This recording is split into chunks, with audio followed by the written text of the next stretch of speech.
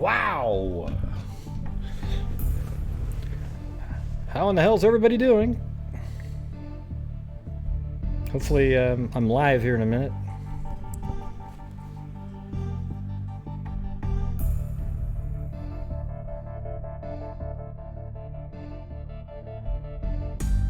Yeah. Yeah, it's weird. About three times lately, like I usually do my show around 9 o'clock, and that's about when, like John Crimes, sometimes will do live, and then I just happen to sign onto the computer, YouTube at that moment to get everything set up, and then I see that he's live, and I go on there, and he's he's almost always finishing up right then. You know, the weird thing about, I remember when John Crimes first came out on YouTube, he was part of the sort of that, I don't know what you call it, the, I don't know, the Rat Pack or whatever it was, with the new true crime YouTubers. They were all kind of doing the Watts stuff. But, you know, he actually figured out, like, wow, yeah, what the hell? I'm not doing the Chris Watts. Okay? Unlike the other ones. He didn't do the gravy train. He didn't keep doing it over and over again. But anyways, I met him at CrimeCon, and yeah, like, he was so cool, right? I mean, the thing is, if you meet somebody in person, you actually see who they really are, right? And he was a really cool guy. Had nothing, I couldn't say anything negative at all right? And one thing I think sucks is that, you know... Super excited to stay up late tonight. All right. One thing that sucks is, I would say, is that, I don't know if you guys watch any of his videos, but he spends so much time on them, and they're I mean, and well produced.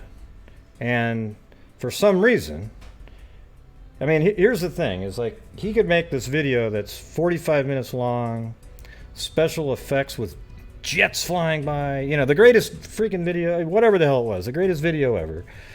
And he's only going to get, like, you know, 700 to 1,500 views, and I think that blows. When you spend that much time on a video, it needs to, here's what you guys should do. When he makes one of his videos, and you watch it, share it somewhere, okay? Put it onto Twitter, all over the place. And I hope you do that to mine too, but the amount of effort he puts in there needs to be rewarded, okay? Because very few YouTubers take that much time. I know how much time he puts into them, okay? You know, I could say that the animation I made with Libby Nabby on the bridge, that took me freaking forever, okay? And I know that some of the other videos that I did early on, the flow video, they take forever, and nobody, you know, it's like people don't really get it. They just sort of expect to see something. And if you go see his shit, I mean, you'll see that, like, he puts, shit wasn't the right word, you know what I'm saying, just his videos, they puts together they're really good. I mean, it's good stuff, all right? And I don't know, it just sort of bothers me when somebody puts that much work into something, and then you go out and then you see, like, somebody just doing a standard video on the freaking, you know, another Maura Murray video over and over again 1,000 times, and they get 80,000 views on it. You know, and then you got somebody that puts in a lot of effort on a case that has nothing to do with anything that's, you know, one of the main cases that everybody covers over and over again. All right, does anybody get tired of every single person doing the same damn videos? They're just saying the same thing, the same opinions, the same everything. Do you ever get tired of that? Because I sure as hell do. Late night working. Thanks for coming on tonight. Rolling on the floor, laughing, smiling face with sunglasses, starstruck. Yeah, I'm just saying, hey, thank you. Hold on, just a second. Thanks, Crystal, a.k.a. Beaver Gaming Sub Crystal, the longest name in the history of YouTube, and you can actually see it in there in blue. All right? Yeah, well, I was talking about how John Crimes, he's making these good videos out there.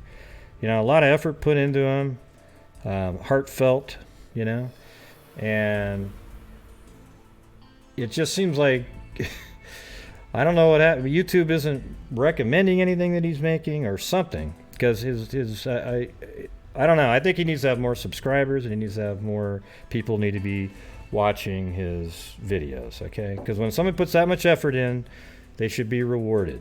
Not the same people doing the same tired thing every freaking, how many people on YouTube have done, like, I mean, I don't want to throw out a name of a case because I don't want to offend somebody. But you know what I'm talking about, right? Like, you'll have somebody make one, and then 50 other people make a video on the same case, and it's really, there's no difference on it. Okay, I'm talking about John Crimes, JONCHRYMES, I think.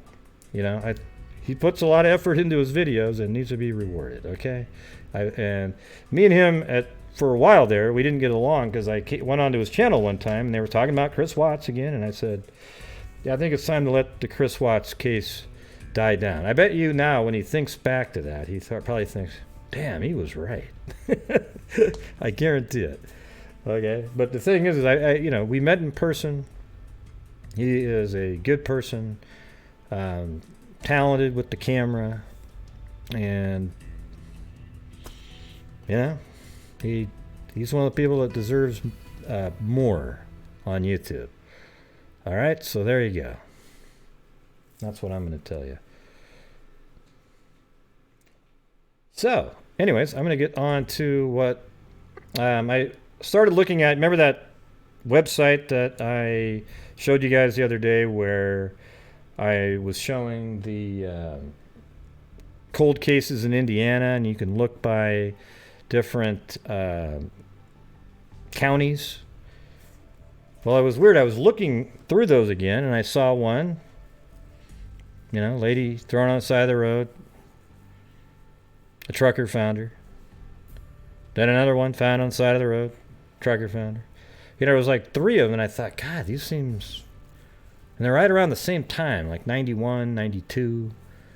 And then I was looking through the articles, and I was just shocked at how similar they were. And then what was weird is then even the paper, like when I say even the paper, I mean the paper started connecting them too at some point. And 3 of them, I think 4 of them haven't been solved yet. I think they might know who the killer is, but he didn't confess to that one, at least to one of these. But I think they're all related, and I'm going to show you this. It's some weird stuff. Again, I guarantee it's another trucker who was a serial killer. I would bet $1,000 that's the killer of the women that we're going to be talking about is a serial killer, and he's a trucker. All right.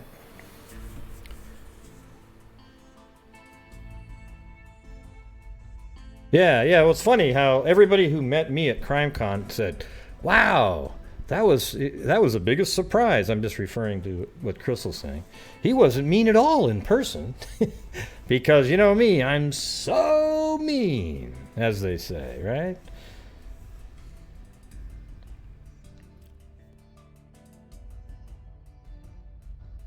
If you guys ever had a cramp right there in that muscle, like if you yawn and then you get that cramp there, God, that hurts. Man, it's just like you can't even get it out. I think I almost had one right there.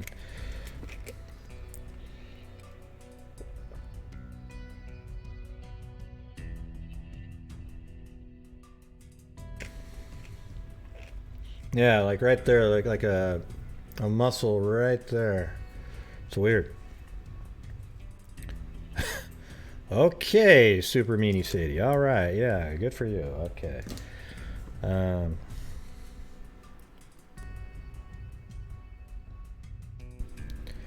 Yeah, maybe hold on. I'll be right back before I get started on this. All right, hold on.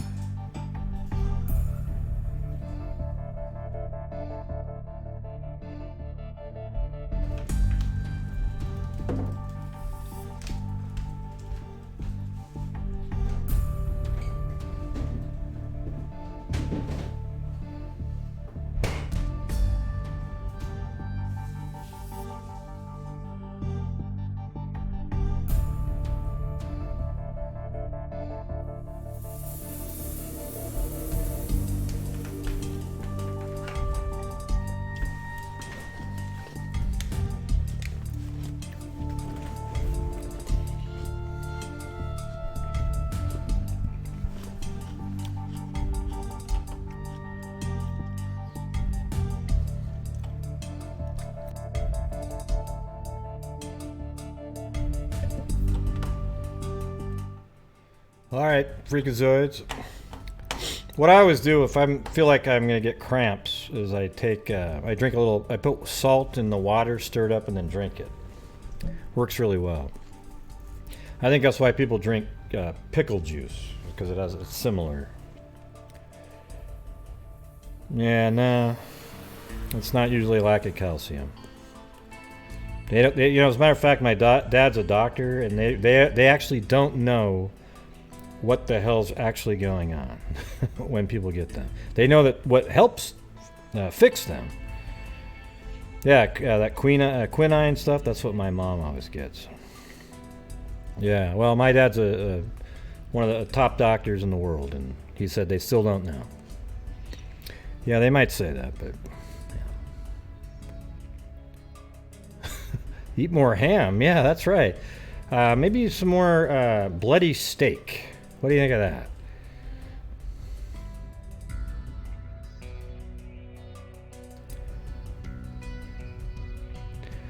Yeah. Yeah, my mom always takes... I guess, here's what sucks. Is my mom has all these little ailments and things. She is 80-something years old, so that's good. But I seem to have a lot of those things that she has. She gets cramps at night. She gets this, she gets that. And it's just, crap.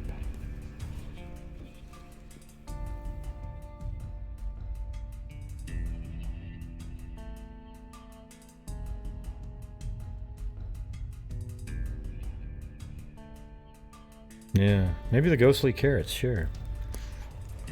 Anyways, I just took care of it. If you start getting cramps, a really quick thing to do is put a bunch of salt, like maybe a half a teaspoon into water, stir it up, drink it, and within 10 minutes you won't have cramps anymore.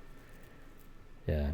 Yeah, everyone says bananas and the potassium, None of that stuff works for me at all except for drinking water with salt in it.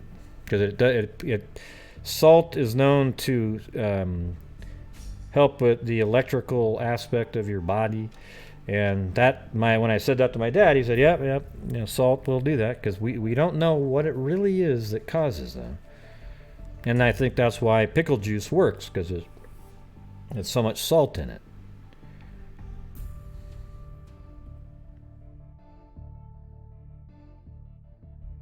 So yes, if you're ever at the ocean and you get a cramp, just dive in the water and start sucking it in, all right? I think that's probably the best way to get rid of the cramps, all right?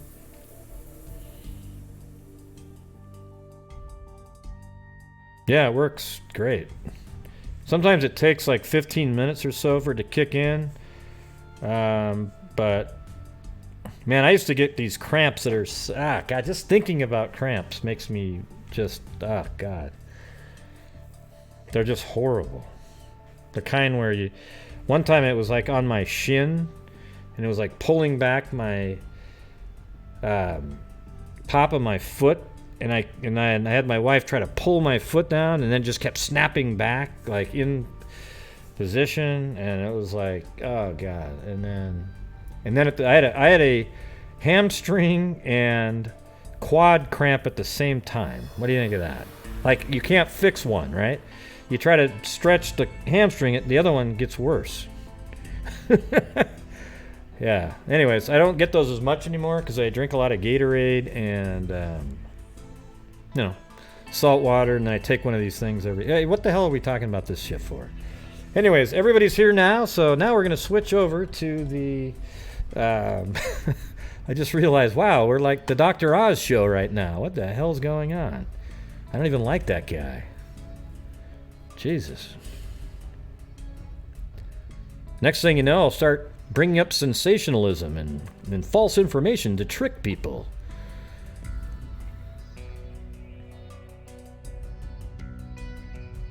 Oogla boogla.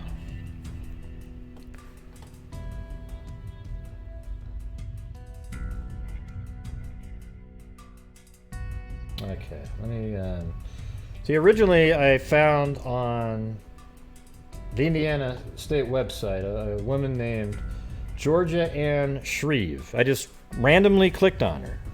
Okay, and when I clicked on her, let's see what this one. what comes up with on this one.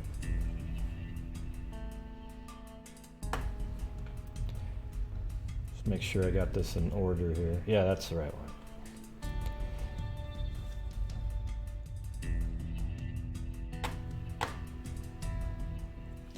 So this is basically just a couple days after she was found. I think she was found on the 5th of August. I think I have it written on there. Let's see. Yeah, August 5th, 1981. This is from August 9th. A body found Monday along I-74 in Montgomery County has been identified as that of 37-year-old Indianapolis woman, authorities said. Using dental records, pathologists at Indiana University Medical Center on Thursday identified the woman as Georgia A. Shreve of the 800 block of South Tremont Street. I didn't even look up where they live because I don't think it's not relevant, because I think these are all truckers. And again, almost all of these women here are prostitutes, okay? And I've said a million times on the show that, first of all, I mean, I'm not disparaging trucking, but it's the perfect job for a serial killer, okay? And their perfect prey are prostitutes. And that is just how it is. And we've seen it a million times. And this is exactly the same scenario. Yeah, this is August 5th, 1991. Okay? Just follow along. You don't need to do any research on the side and try to throw in links and shit like that, because I'm not going to be opening them. I'm just going to go over what I want to go over tonight. Okay? I know that you guys like to help out and stuff like that, but I didn't get stuck or anything like that. All right? All right, so Police Sergeant Herb Clear, I guess his name, at the Lafayette Post said Shreve's roommates called police after a description of the 4'9", 100-pound red-haired woman with pink fingernail polish was publicized. So she was tiny, 4'9", 100 pounds. Yep, so mean. Clear said Shreve's roommates said they last saw Shreve July 17th, but had not reported her missing because it was not uncommon for her to leave several days without informing them of her whereabouts. So she actually went missing on July 17th. Her body was found on August 5th on the side of the road. And at this point, her cause of death was not determined. All right, so let me get the... But it turns out later on, let me get the Indiana cold case one open there just a second. And I'll look that up. Hey, what happened? Oh, the music just got really quiet. On its own. Did you guys hear that? Wow. I felt like I was in outer space for a minute. It was so quiet.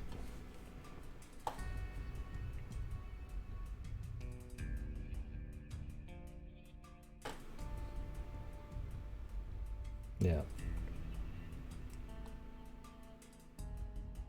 Yeah, so I guess here it says she was last seen on July 25th.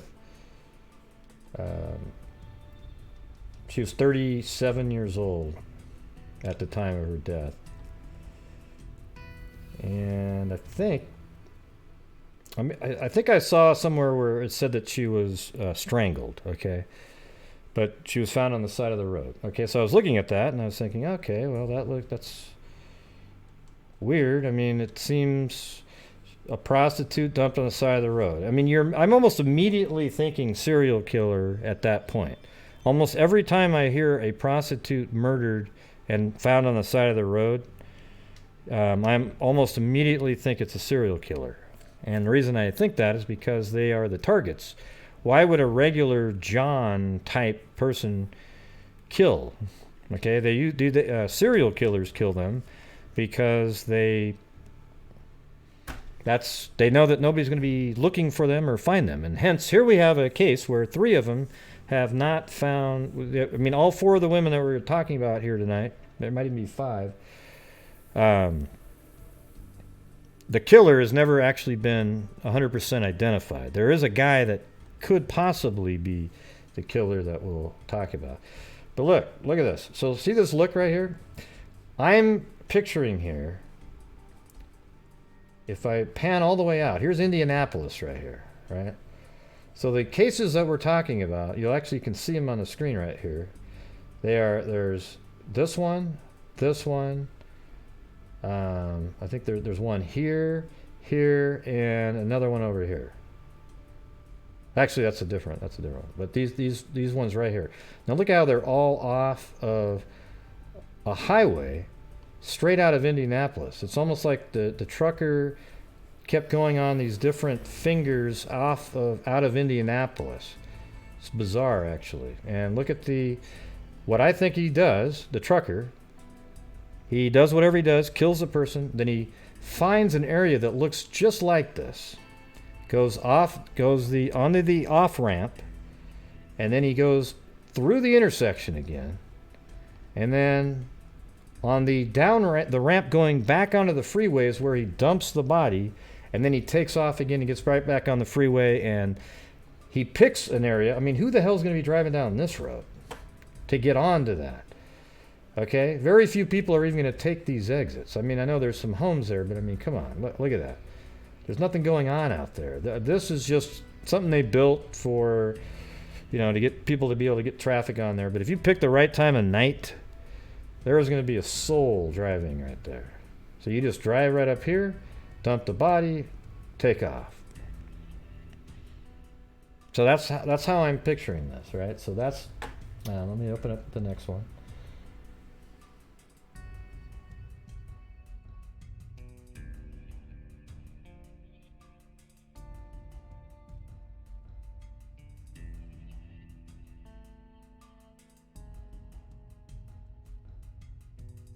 Yeah, now, then I saw this article, and it says, no links found in 12 unsolved slayings of 12 women. Okay, and I think one of the women that I mentioned is in here. Okay, so they were starting to talk about it, but I was already looking at these 3 in the Indiana website, and then it was cool to see, hey, they were putting that crap together even back then. I think it'd be pretty obvious, though, if you were in the law enforcement at the time. I mean, these things are so similar. Police meet about interstate killer. So here you go, look at this. 4th female victim found Monday. Investigators from Indiana are meeting in the Indianapolis this morning to compare notes on a string of strikingly similar slayings. See, that's it. They are. I mean, even if you were just somebody reading the newspaper, because that's what I did, you would see how similar they are. All right, the meeting already had been scheduled when the latest victim was found Monday afternoon. So they were already going to have this meeting, and then another victim was found. Investigators have been trying to figure out who killed and dumped the 4 women along Indiana interstates, but authorities have stopped short of saying that a serial killer is on the loose. Yeah, they always do that. Detectives from the Red Key, Indianapolis, West Lafayette, and Connorsville State Police posts, as well as officers from Boone, Delaware, and Montgomery counties, are attending the meeting today. Most of them have talked before, but are hoping for a break, according to Sergeant Otis Baker of the Indianapolis Post. Basically, we'll be going over the details of the cases to see what we have, Baker said. The body of the most recent victim was found about 12:20 p.m. Monday at a truck stop just north of Cambridge City. Okay, and I actually have that one.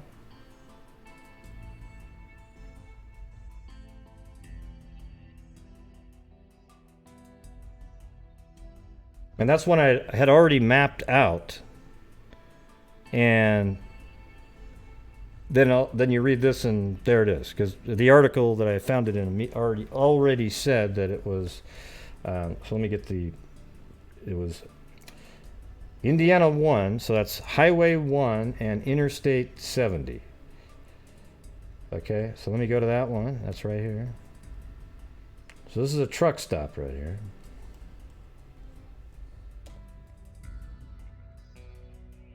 And a body was found here, and it was, I believe, at this stop, and it was behind a wall, perhaps in the back, somewhere back here. So here you go. You got a truck stop with a body dumped at it. Okay, so this one's a little different than the other ones. where they're found on a highway. But again, this is off of I-70, right? So this is a truck stop off of I-70. And it's also, you could look at it that here's Indianapolis, and it was a place that he dumped the body off of I-70. He just didn't choose. And again, look how interesting this is. See this? The same freaking look right here, where you come off, and in this case, he dumped her body right here at this truck stop. But if you notice, that looks just like that last place, right?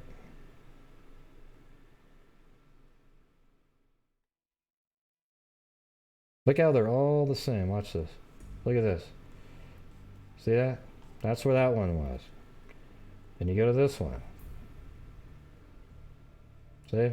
These are all, everything we're seeing right now is a different person. And when I started seeing this is when I went, oh boy.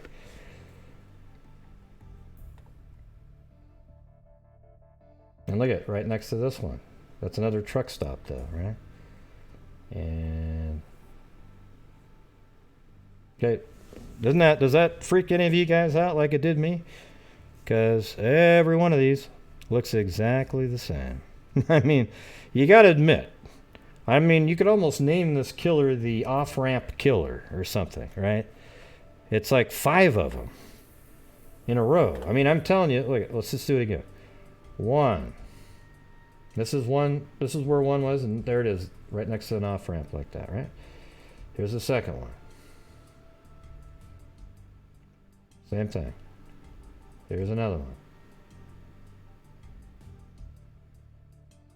Here's another one. And this one. All right. So as soon as I started mapping these out, I could almost say 100% sure that this is the same person, and I think it's a serial killer. I do. They're all found on the side of the road, strangled, and they were prostitutes.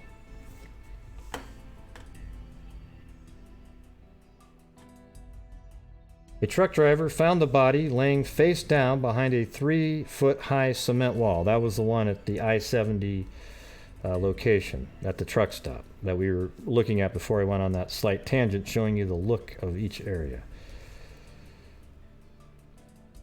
The woman was a white female who was 20 to 30 years old. She had a medium build, and her hair was dyed dark brown. The woman had a gap in her front teeth and may have been caused by a broken tooth. She was wearing a black cotton pullover shirt and black and white flowered pants. An autopsy Wednesday afternoon determined that the woman had been strangled. The body had been lying in the grass for 12 to 36 hours before it was found, Abbott said. The weapon was found at the scene, but police are waiting analysis of other evidence. Hey, thank you, Tori. Appreciate it. One of the things most of the victims had in common is tattoos. So here you go. Like, they all had tattoos on. The latest victim had a heart tattooed on her top of her right wrist and a broken heart in the webbing between her left thumb and forefinger. Ironically, she also had the word pray tattooed on the underside of her right forearm, and that she was. All of the victims were dumped near interstates. See, that's what's crazy is I found 3 of these. Love the freak show. And then now we've got this article that's putting them all together. Hey, thank you. Georgia A. Shreve, 37, of Indianapolis, whose body was found August 5th, 1991, off Interstate 74 in Montgomery County. The nearly skeletal remains were found in a ditch along the entrance ramp at Indiana 25.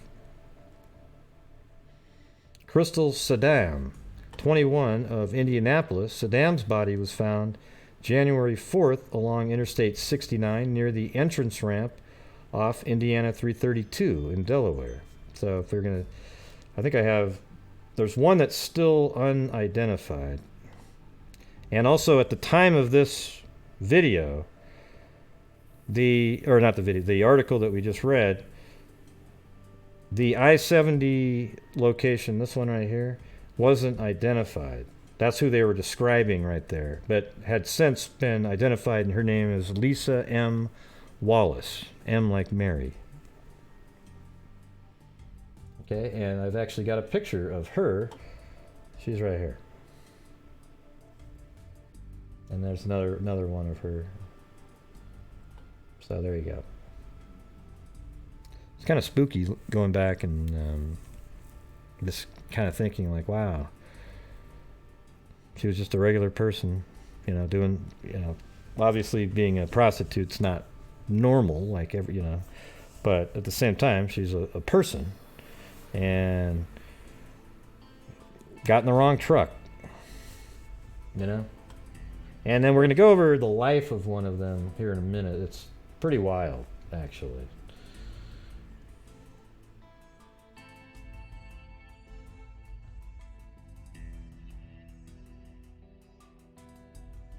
All right, so we look at that one. See, this is clues sought in slaying of local woman.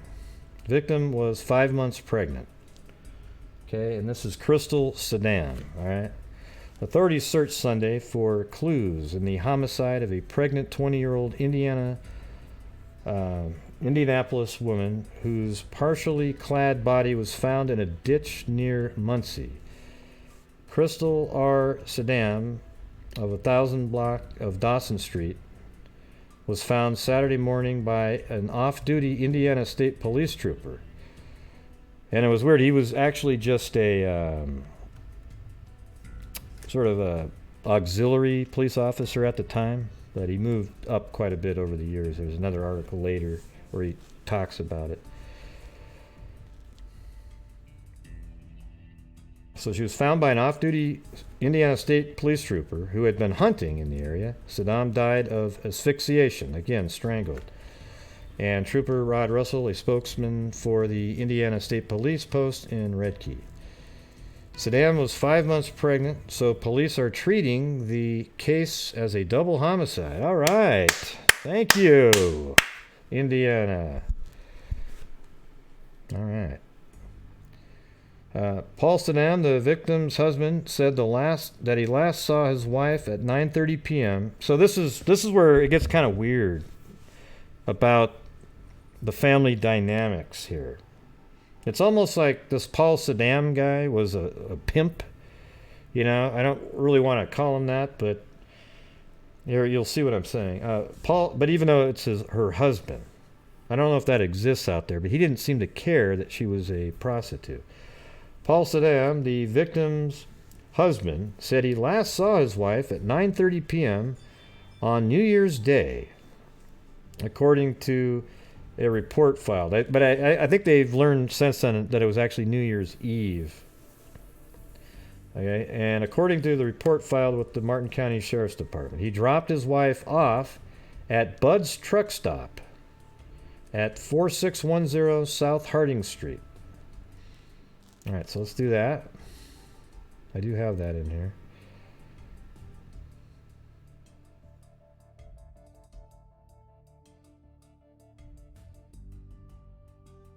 No, that's not the right spot. Hold on a second.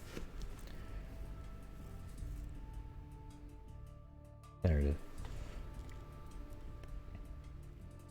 So this is a truck stop in southern Indianapolis that was sort of her home base, where she would be dropped off to turn tricks and make money.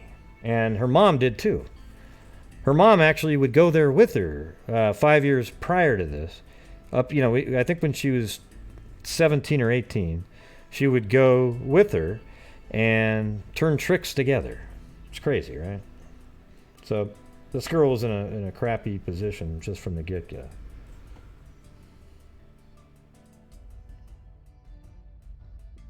All right, so let me get there again. Paul Saddam said he talked to her after midnight on January 2nd. This is after he dropped her off at the Bud's truck stop. So, of course, he knew what she was going to be doing there. Paul Saddam said he talked to her after midnight on January 2nd when she told him she would be home soon. Okay, I think I've seen this where it was different. It was New Year's and then the 1st in a way later article. We'll have to check that out. Maybe I'm mistaking though. He reported her missing at 1:05 p.m. Thursday to the sheriff's department. So he waited a couple days, or the next day, I guess, and called the police.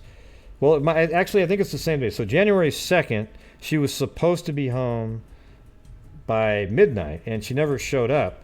So at 1:05 p.m., so literally 12 or 13 hours later, he's on the phone calling in her as missing. And I could see him doing that because he knows what she's doing as a living.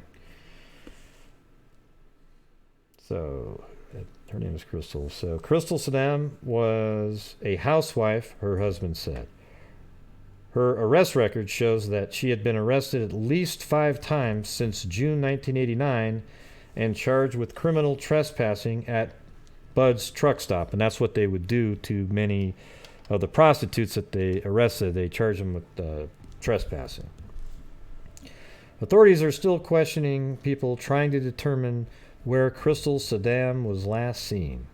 Russell, the state police spokesman, said detectives have been told that she was with another woman Wednesday night and that she disappeared after their car broke down on an interstate highway.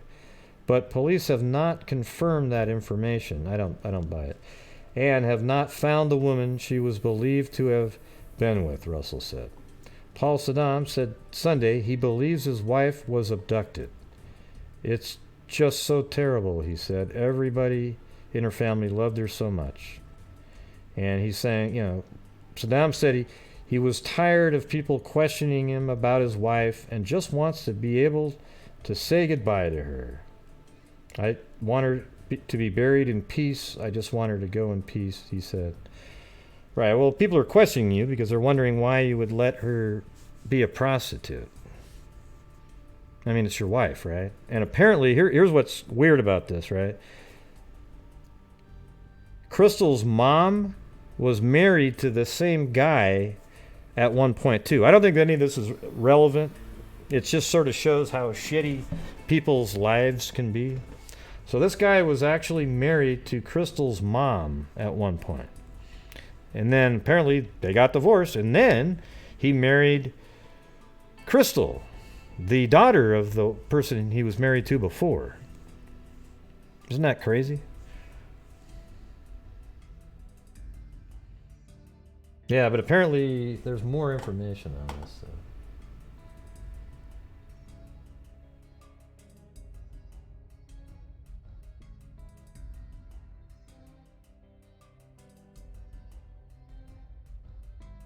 Hold on, I'm just trying to read some more information about this.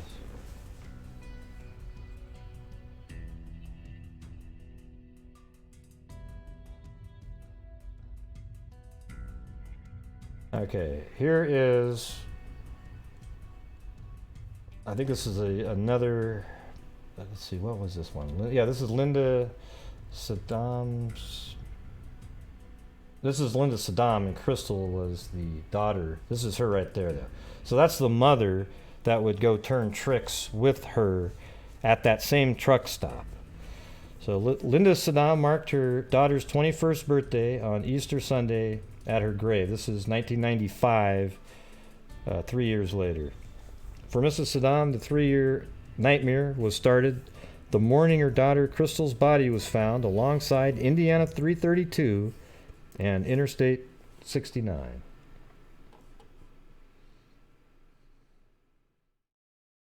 And that's right here. That's this one.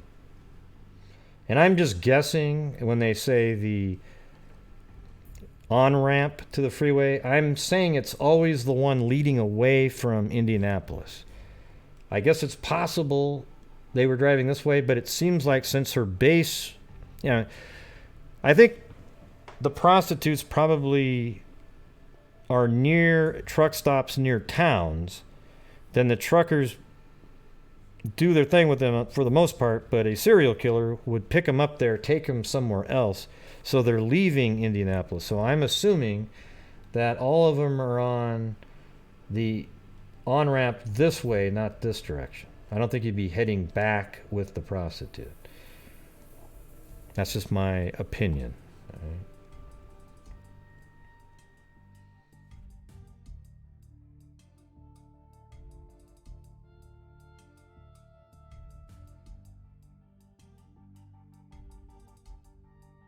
Are you paying attention there, Super Mean Sadie? You seem to be on to something totally different than what I'm talking about. Like, get the girl out of the... Yeah. Okay. We're doing that again on here. I don't see anything related to anything that I'm saying. But I guess it's up to me. Forget it. I'm just going to do my show. For Mrs. Saddam, the 3 years nightmare that started the morning her daughter Crystal's body was found alongside Indiana 332. I feel sure that's him. Mrs. Saddam said of suspect Sean Patrick Goebel. Yeah, so there's a guy named Sean Patrick Goebel that was arrested for other serial killings. And it sounds like it could be that person, even today. He is the 28-year-old trucker suspected in a string of killings along the nation's interstates. Local police are hopeful that Goebel is the man who picked up Crystal Saddam of the Indianapolis truck stop on January 2nd, 1992, killed and dumped her body there. I'm glad because at least I'll know who did it. But they never proved it. He never admitted to doing it or anything like that.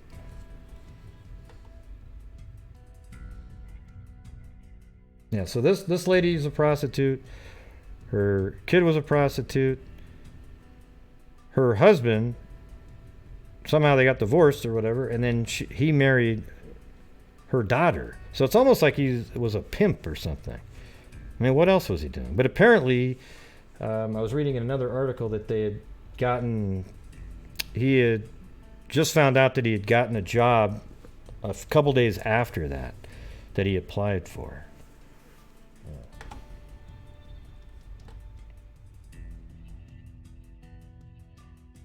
Yeah, so here's an article that I found on Google, actually. At first glance, a review of paperwork stemming from the autopsy of Crystal Saddam, an Indianapolis woman found slain in Delaware County in 1992, is confusing. The top document appears to involve an examination of the remains of a male, not Saddam, who was 20 when she was fatally strangled. Perhaps authorities say by a serial killer. Further examination reveals the document is in the right file. Saddam, a prostitute who frequented Marion County truck stops, was 19 weeks pregnant when she died. Her unborn son, posthumously named Michael Paul Saddam, according to a coroner's verdict, died at the hands of his mother's killer.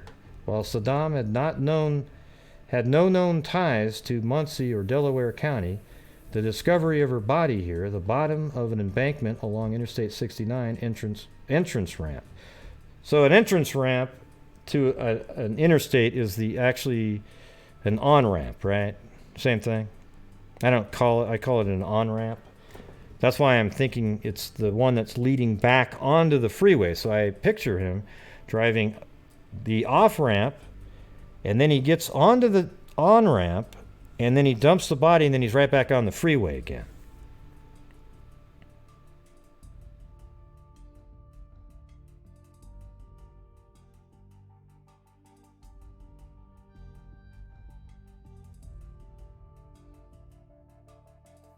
Yeah. As a result of the slaying of Crystal Saddam, the subject of the latest cold case, Muncie chapter, remains unsolved 23 years later. So I think this was from 2015, this article. So it's still not solved. Jason Walker is the chief deputy of the Delaware County Sheriff's Office, but in January 1992, Walker wasn't even a full-time police officer. He was a county police reserve officer. So this is the guy that found her. However, one of his brothers was a state police trooper. Oh, thanks, Delvery Stacy.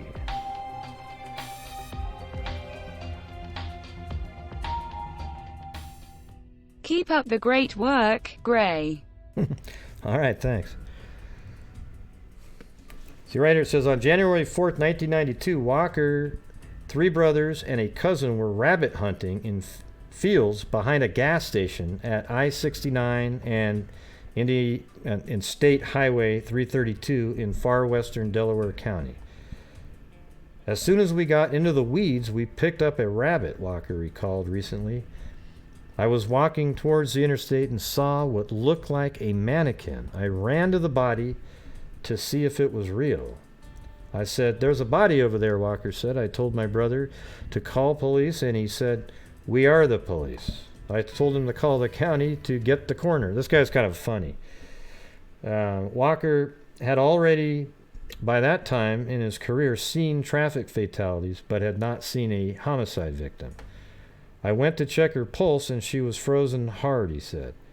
Walker involvement in Crystal Saddam case began and ended with his discovery, but he said he checked with county police detectives about the investigation over the years. Yeah, he was too young. He wasn't a detective or anything, but he has checked in on it over the years. And he's an African American officer, and I'm saying that because he's about to say that you've got 5 black guys, or it says, let's see, where is that part? It's actually pretty funny what he writes here. Let's see. Yeah, right. It says Walker's memories of that day in 1992 are vivid and include an odd anecdote. None of the rabbit hunting party had a cell phone, and Walker remembered walking up to the Highway 332 and trying to wave down drivers, hoping to find a motorist who had one. Cars swerved to avoid him and continued on their way. With more than 2 decades perspective, Walker, who was African American, grimly joked why that might have been. And then he said, "You've got 5 black guys with shotguns standing over a dead, naked white girl on the ground," Walker said. "They just kept on rolling." So that is kind of funny. I mean, you know, I mean, I don't know why it's sort of dark humor, but you could tell he was trying to be goofy.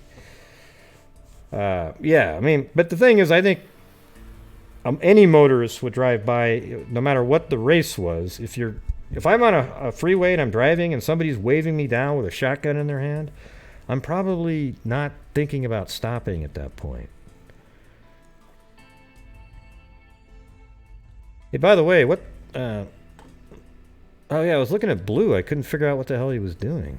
I don't need now he moved a little bit, so I could see it. He had his arm was up in a weird crooked position there. Yeah. I mean, I think if somebody looked like they were injured and waved, I'm hoping I would pull over. I mean, I think I would, you know. The thing is, we all say something, but you never know what you'd actually do until it happens to you, right? Yeah. So it was a difficult life. This is an article about her. Nearly a quarter century after her death, the little information about Crystal Saddam through public records points to what must have been, at times, a difficult life. Born Crystal Renee Forshee, let me switch it back over to the, so you can read along if you want to. She gave birth to a daughter at age 15, and that daughter was actually in a foster care situation. Her husband, Paul, 16 years her senior, was also her former stepfather. Isn't that just nuts? Yeah, that's right out of Deliverance or something. I mean, come on.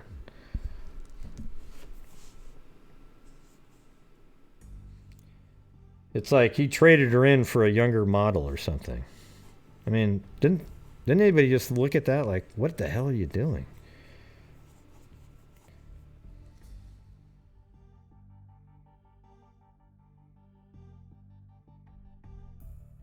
Yeah. So in a 1995 interview with Muncie Evening Press reporter Joe Kanan, Crystal's mother, Linda, said she and her daughter had both worked as prostitutes, frequently at Bud's truck stop, just north of Interstate 465 on Indianapolis South Side. That's the one I showed you guys.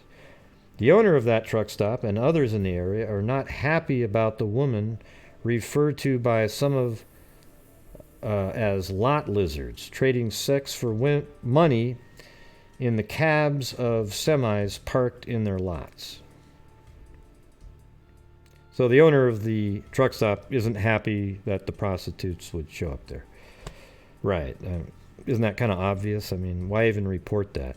Yes, and Joe Smith of the Bud's Truck Stop is thrilled to death to have prostitutes streaming all over all the vehicles, providing a pleasurable night for the truck drivers. We fully support that. Yeah. It's not like you gotta tell us that the owner of the truck stop doesn't like having prostitutes there. Because it wasn't something I was wondering. Did any of you guys wonder about that? Gosh, you know what? I wonder if the truck stop didn't like having prostitutes there. Huh.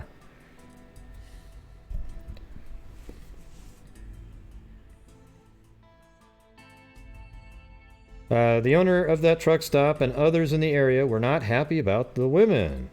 Their complaints resulted in frequent arrests, most often. What are you trying to spin it so onto them like they're meanies? Yeah, I see what they're trying to do. Yeah. Their complaints resulted in frequent arrests, most often on trespassing charges. Marion County court records reflect Linda Saddam was arrested for trespassing 3 times between April 1990 and February 1991. Her daughter and her daughter's husband, so this is the mother they just mentioned there. Her daughter and her daughter's husband and ex-husband to her were arrested on trespassing charges at Bud's Truck Stop in May 1991. So that was only about 7 months prior to her going missing. Crystal Saddam also had been arrested for trespassing at a Hendricks truck stop along Interstate 70 in September 1990. She later pled guilty, so she obviously would go to different truck stops, but her main base was Bud's Truck Stop. Saddam's husband would tell authorities he dropped her off at 9:30 p.m. on New Year's Eve. See how that's a day earlier than was reported in that other article? So this would be, December 31st, not January 1st.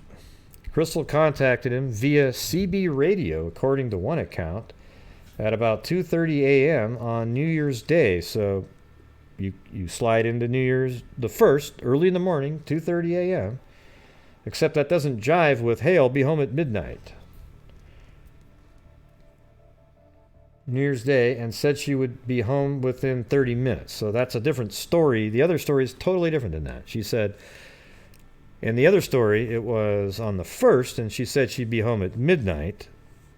This one says that she contacted him via CB radio and said she'd be home at 2:30.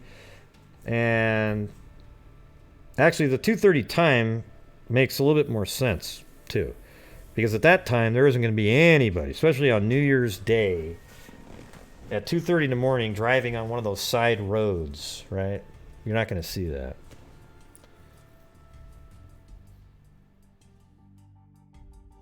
And then when she hadn't shown up to her home by 1 p.m. the following day, then he called in that she was missing.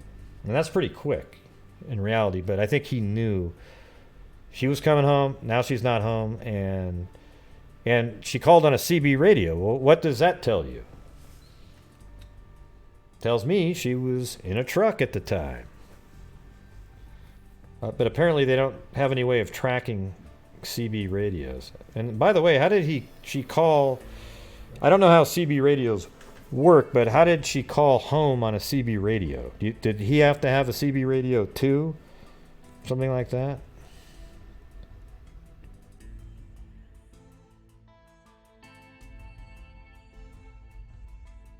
I don't know, Robert, but what does that matter? She didn't call on a cell phone. I mean, on a payphone. So what? We already know that didn't happen. So let's say she had quarters in her pocket and didn't use the payphone. What would that mean to you? I think it's funny when people bring up little tidbits that they think of in their head and they think, wow, I'm onto something, and it's always something absolutely unrelated to anything. Yeah, now it's a joke. Yeah, of course. Yeah. Yes, he'd have to have one also. Yeah, so he'd have to have a CB radio as well, right? Okay. Yeah, no problem, Cairo. I actually like covering these. It's wild. I mean, I have never heard of any of these people that we're talking about, but I think they're all victims of a serial killer. I mean, the odds of them all being on that same sort of off-ramp looking area on different highways leading from the same city, very low, very low.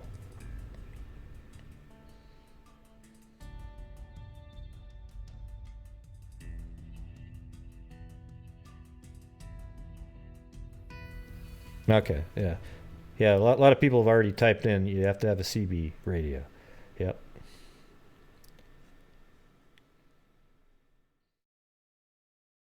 Yeah, I don't know, Shanny. He must be a part of the cover-up.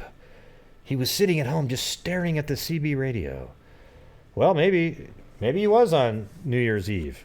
It was New Year's Day. 12:30 in the morning, or 2:30 in the morning, just after the New Year. So maybe he was still up, waiting for her to check in. I mean, I'm telling you what, if I was a moron like that and let my wife do that, I would probably be waiting up all hours too, waiting for the call to come in. Wouldn't you? And that's probably why when she didn't come home after 30 minutes, he was probably getting really nervous, probably sat up all day, never even went to sleep. Then he probably called and said she was missing at 1 p.m. that same day.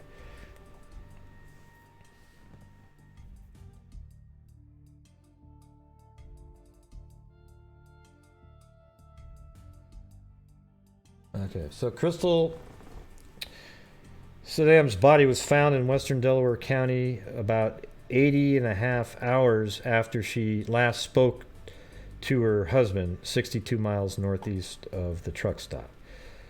Authorities were never certain exactly when or where Saddam was killed. They thought her body was clad only in a bra and one sock, had been carried rather than thrown down the embankment. Interesting. Then Delaware County Coroner Jack Stonebreaker Jr.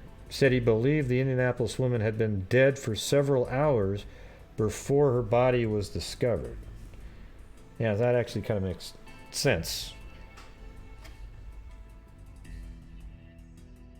The coroner also said Saddam had been strangled, perhaps with a rope or wire, likely by a person standing behind her. Delaware County authorities always believed Saddam's remains had been dumped in their jurisdiction by chance. Yep.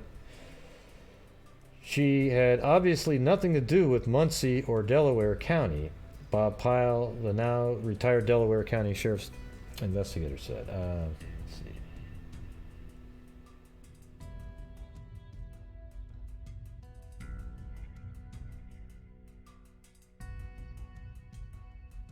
Okay.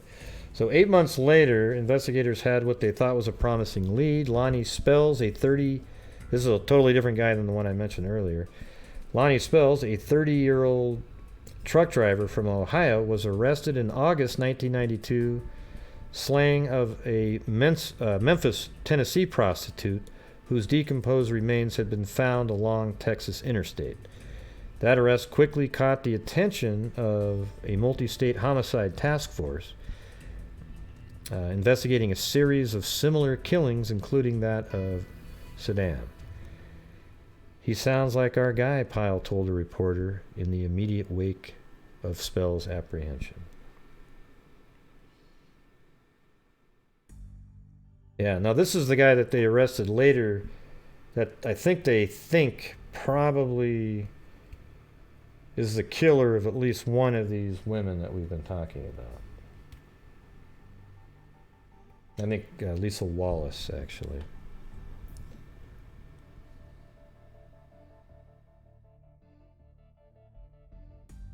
It was weird. I found a reference to Lisa Wallace just going through articles, and I typed in different keywords, and I found her. Just that they found her, they didn't know who she was. And then I went to the Indiana State site, and then I went to the county that I knew she was found in, and then I saw her name there, and it said that she was found at exactly the same intersection. So then I knew that that was her, and that they had come up with her name sometime after those early articles were posted. But it was kind of neat to actually get her name after the fact there.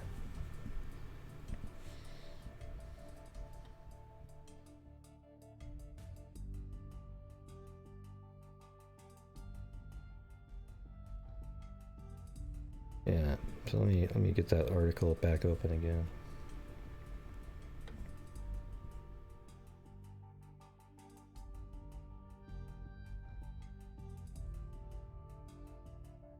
Yeah, so this guy right here, Sean Patrick Goebel, confessed killer of 3 women he picked up at truck stops in 1995, is considered a prime suspect in the January 1992 slaying, that's of Saddam. The body of the 20-year-old Indianapolis woman who had worked as a prostitute at Marion County truck stops was found along an Interstate 69 entrance ramp in western Delaware County. Authorities said Saddam was 19 weeks pregnant when she was strangled. Goebel is now serving a life sentence. I think it's also weird too. Is why in the hell would you be, I just, being a prostitute when you're that far pregnant is just crazy to me.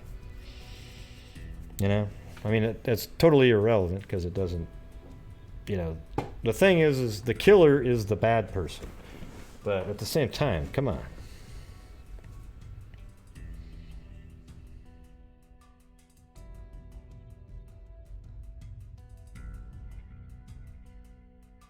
Yeah.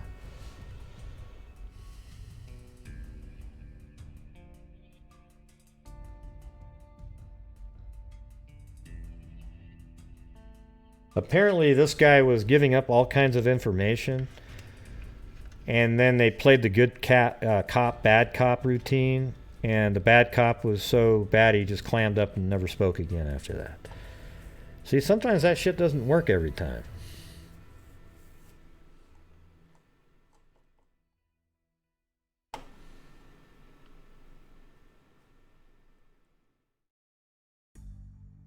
Yep, there you go. So maybe we can go over some of this stuff.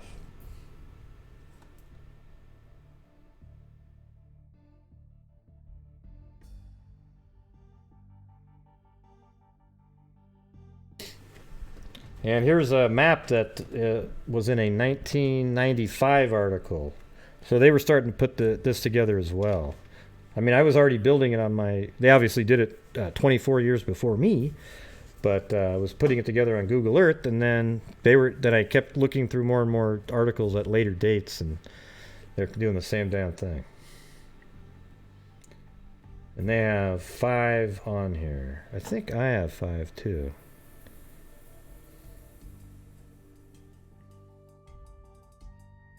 We have Georgia Ann Shreve, Lisa M. Wallace, and then an 18 to 22-year-old female, and then Crystal Saddam, and well, actually, I think I only have 4 in my findings.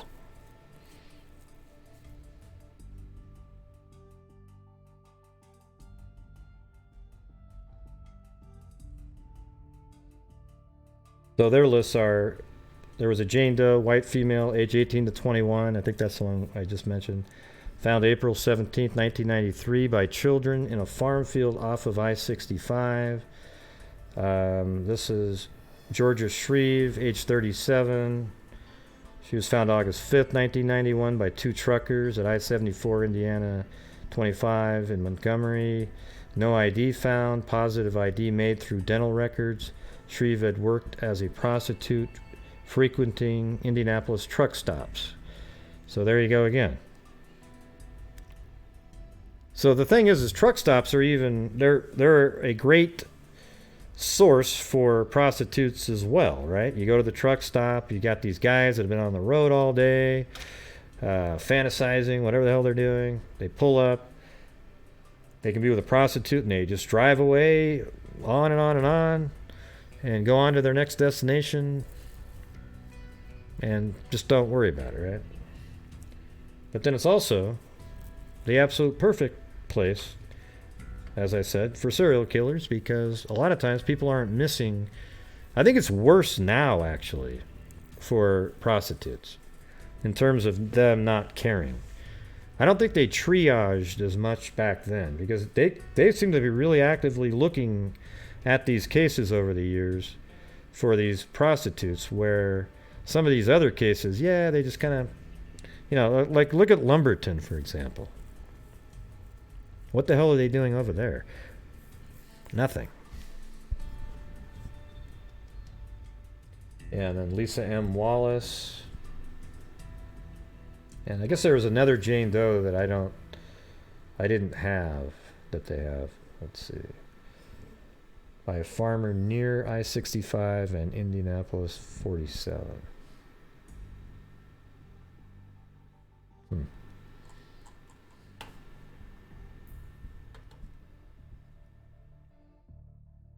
And look at, there he is right there. That's the killer. Sean Patrick Goebel. Gorgeous, isn't he? Yeah. Yeah. Yeah, they're definitely rolling the dice there. Well, you can see why you know, look at him. The prostitutes probably turned him down, made him angry, right?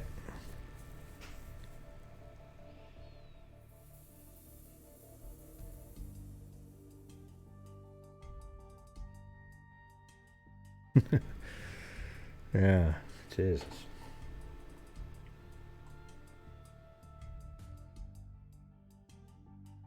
You know what's weird, when I go over these cases, sometimes there'll be another article that pops up that's similar, and then I go down that rabbit hole, then I have to go back to this one. There's just so much stuff going on out there. It's unbelievable. All right.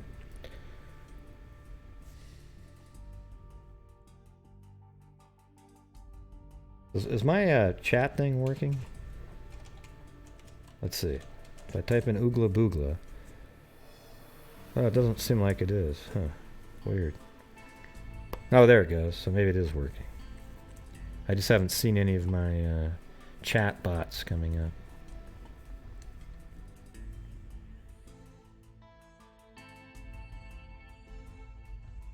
But yes, we might be doing a forum here pretty soon talking about the demonetization tactics. Because it's hard. You know, here's the thing is I can't really put an appropriate title on my videos anymore. All right, so the thing is my channel the only let's see, support that I get on my channel is through you guys, through super chats, and you know, I have a bunch of people on Patreon. I really appreciate all your support there, and PayPal, things like that. That's it. Okay, because the ad revenue, I think it was something like, I mean, it's a joke. I think you guys would look at it and think, oh, wow. I mean, even after I've made like 500 videos, almost all my live shows in the last 2 months or so, something happened at some point, like a couple months ago, where they just cut off. You can't have a normal ad or title in your video. You can't say, possible serial killer in Indiana. Because then they'll say, wow, he used the word killer. Oh, boy. Yeah.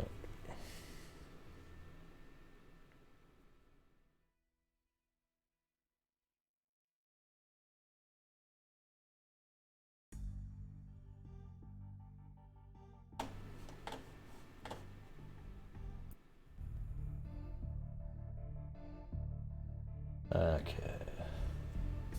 So let's just look at that one more time on the map.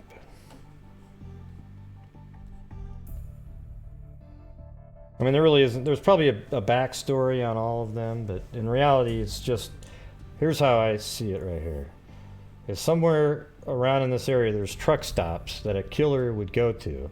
Might have even just been this one. And from there, they would pick up a person and drive them. I mean, look at this. It's like they went that way, killed that person.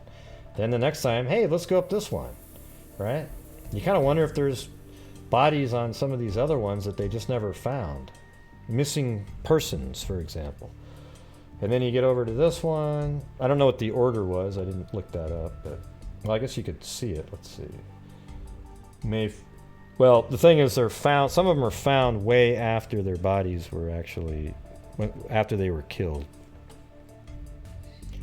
But again, if you look at these again, if you're new, just showing up here, look at the location. They're all next to this shape. These off-ramps. All of them. So this is a truck stop where one was found. Lisa Wallace was found there. And then Georgia Shreve was found off of this one. And then this is an unidentified individual still to this day on this one. Then Crystal Saddam. This is the truck stop that she works at. She would be dropped off there by her mom, and her mom even worked there. And then we've got, yeah, look at, if there's 300 of you watching. Okay, can we hit the like button, please? Here we go. I'm fired out of it, Hit the like button, hit the like button, hit the like button, hit the like button, hit the like button, hit the like button, hit the like button, hit the like button, hit the like button, hit the like button, hit the like button, hit the like button, hit the like button, 25, 30, 30, 40, 30, sir, 25 of them, you're out. 75, 80, 30, 30, now 20, 30, 40, 50. All right. There you go. Cool. I must have got it up to 96.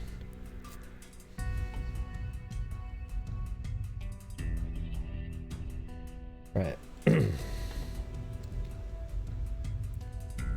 Yeah, so this is where she worked. And then she was found at this location. Off another one of the off-ramps there.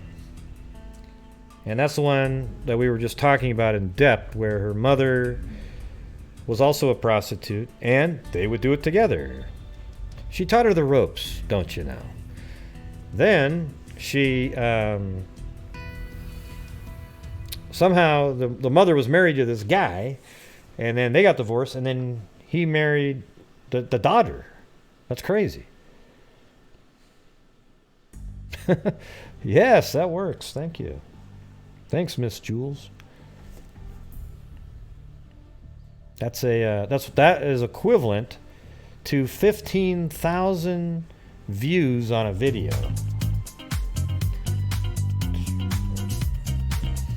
And that's equivalent to 5,000. Thank you, both of you. Does this work tonight? I hit the like button. Face with tears of joy. I enjoy your channel and appreciate your grey. AKA Juju Positive Winking Face. Also known as Juju Positive Winking Face. All right. Well, thank you very much. You're going to have to refresh there, Audra. I have no drop frames and a green symbol.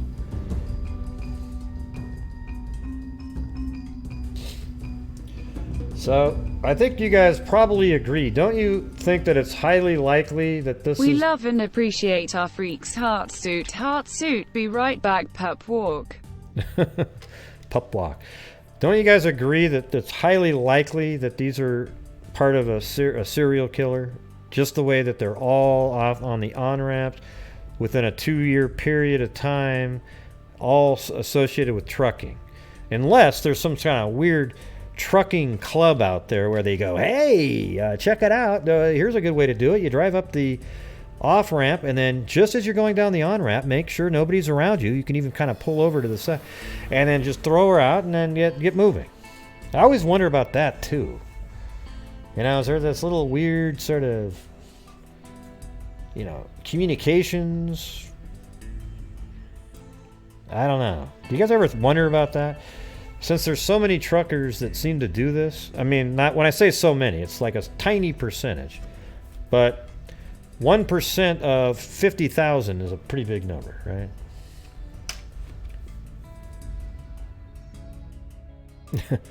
Yeah, I mean, it almost feels like there is right there, JoJo. Almost like a union, right? Like, hey, what are you doing later? Because my last technique didn't work. Have you tried doing this? Because they don't care. Come on.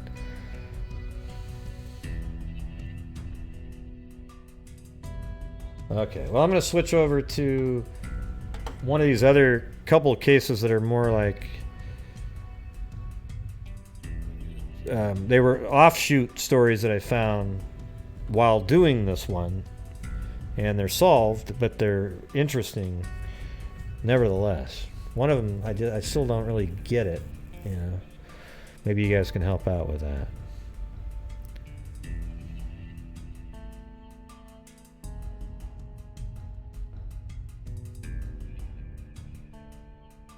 Okay, so I'll be back in just a second.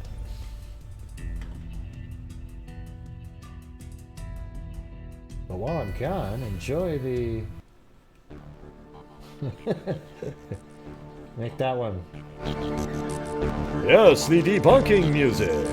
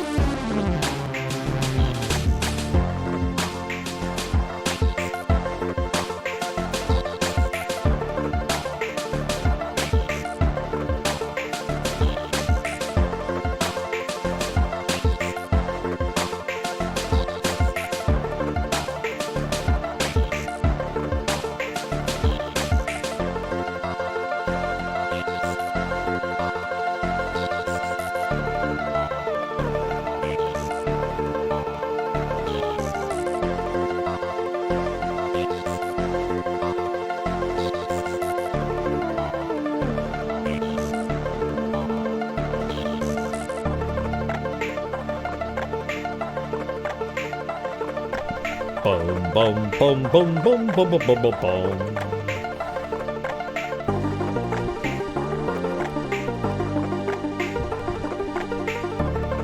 Yes, you too can buy a smart car. If you're a drunk driver, make sure you buy a new smart car out there, everybody, so that when you crash, you are the only one to die. Thank you very much. That's a public service announcement.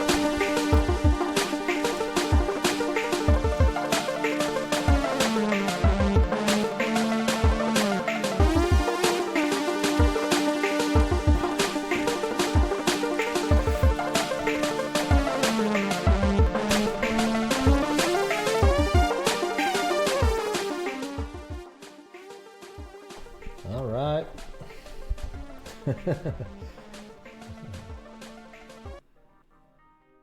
Now that's Furious Freaks.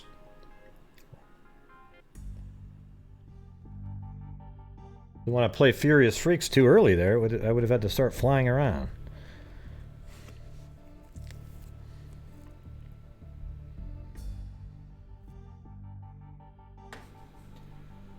Okay.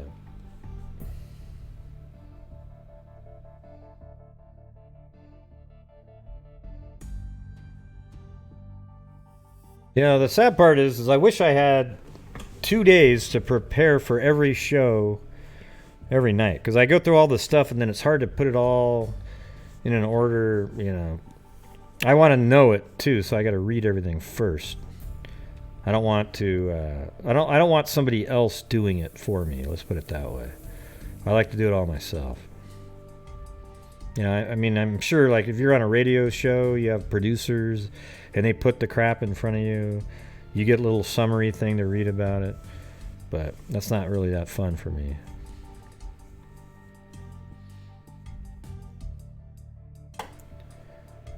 But here's something interesting. Remember the Amanda Goodman story from the other night? The 13-year-old girl, she had just turned 13, and she went to Brownwood Middle School. And then she left school, and then her body was found just an hour later on the side of the road and purposefully laid down, and her head turned to the side, arms at the side, that kind of stuff. Well, I've had family members have contacted me, people that know, and friends. So hopefully we'll get them to come on and talk about it. Sometimes when I mention that, sometimes it doesn't come, never happens, but they seem interested. So that would be pretty sweet, don't you think? Well, that was just last night. I hope you remember. I don't know if it's new information or not, but I want them to come on and just talk about what they know. Apparently, there's information out there that she had seen something about at the school, or something about a drug, something related to drugs, and she reported it and something. I don't know. I mean, I'll have to see that. I actually think it's probably my theory that I have, where it's sort of a pedophile that's acquaintance of the family, and that's why they cared about her a little bit, but they couldn't let her live because she knew. I mean, she would say what, like, if the pedophile tried to have sex with her, she would have said something to somebody. So maybe something like that. But anyways, we'll have to see. I want to get them all on and discuss it.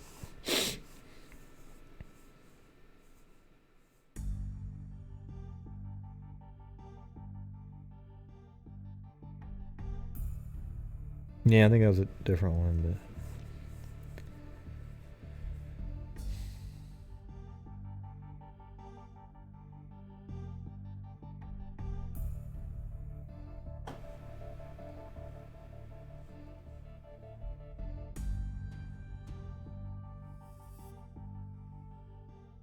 all right, I'm going to switch over to a different one.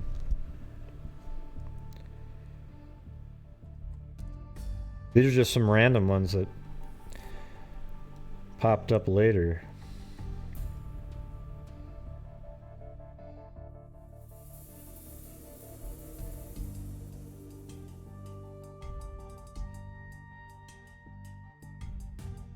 Was it that one? Latrice Boyd. Yeah. I didn't do a full-on dive into those because they looked like they were solved.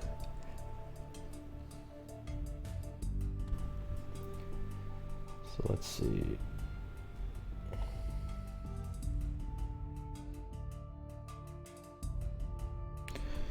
Yeah, so this is how, obviously I was looking into those other ones, like body found and the date range in an area. And then boom, you get this other one. Girl's body found stuffed under maintenance shed behind a school. Right?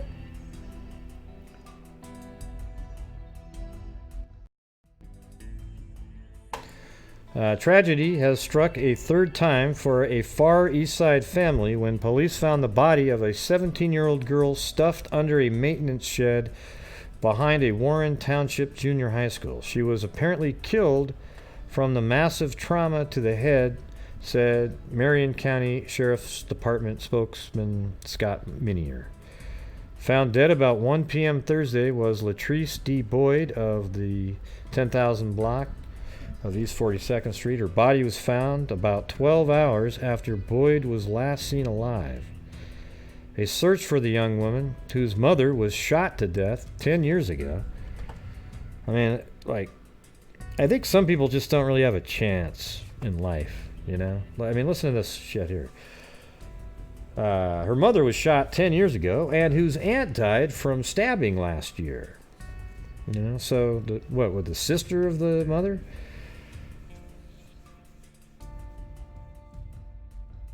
Yeah. So the search began. I'll read it again. A search for a young woman whose mother was shot to death 10 years ago and whose aunt died from stabbing last year began after a Warren Township School security officer found an abandoned car. Hey, thank you, Claudia Dubauer.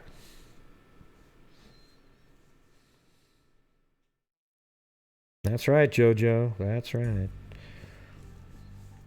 Boyd's partially clad body was found after deputies searched storage barn near the car.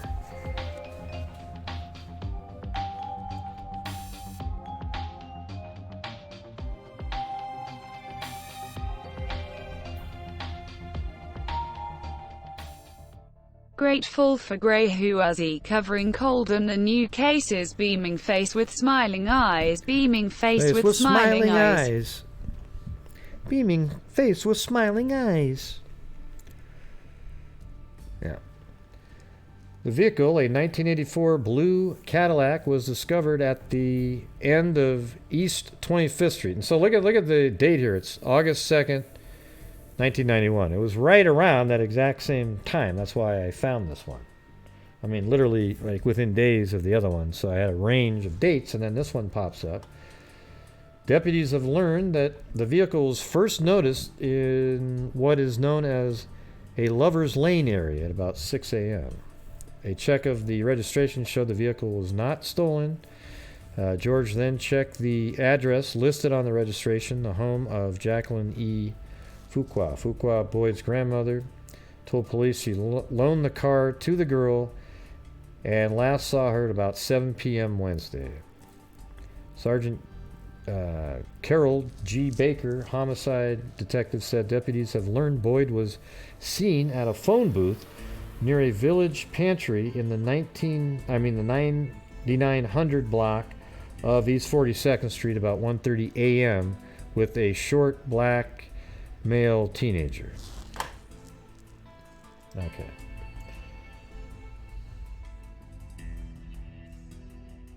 Okay, now it says, girl found slain in school barn on far east side, 17-year-old last seen picking up a young man. Alright. You know, this is where she was found, I think, like somewhere near this shed here. What's interesting is first thing I saw this shed, what shed does that remind you guys of? Just looking at that. I want to see if anybody, because the first thing I thought of was, anybody out there?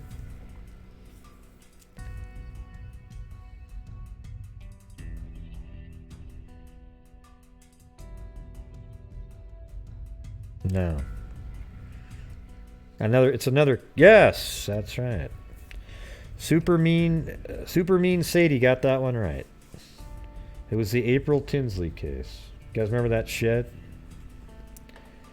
Here, I'll show it to you again. I actually have it. Not the actual, I mean, I have a street view of it. And I have the artwork that was put on it somewhere else, where it actually said, did you find the other sock?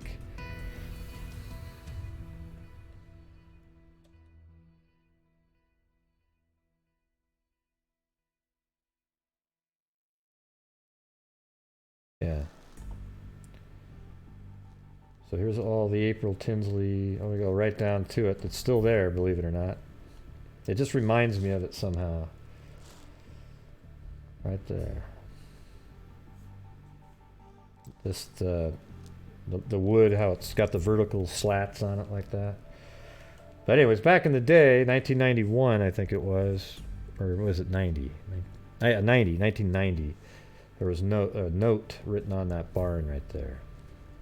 From John D. Miller, a guy that wasn't stupid at all.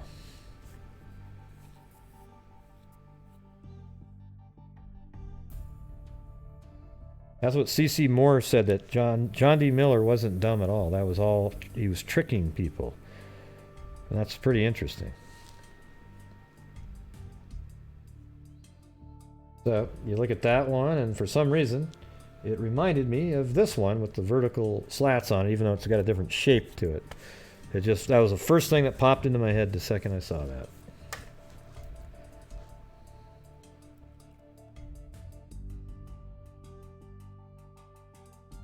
And just to conclude this one was, they made an arrest here, this kid right here. And yes, look, he's a short kid. A lot shorter than that guy anyways, unless this guy is 6'8". Marion County Sheriff's Detective arrested Curtis W. Foster on Friday and charged him with killing his 17-year-old girlfriend and leaving her body in a barn. There's a fine line between love and hate. He tripped over it. Foster, 20, had dated Latrice Boyd, 17, on and off for 3 years. Friends and relatives of Latrice and Foster told police he was insanely jealous of the girl's relationship with other men. That helped convince detectives that Foster killed Latrice. And then he bashed her head in. I mean, my God. People are just psychos, you know.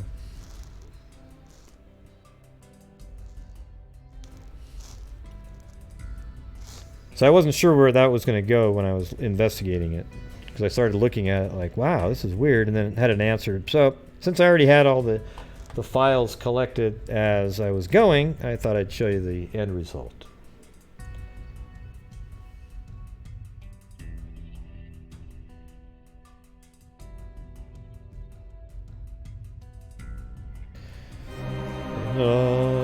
Whoa! Sooner history! Thanks, Sooner History. Doesn't even have a message. So what would... well, I'm covering cases out of your state, so there you go. Just kidding.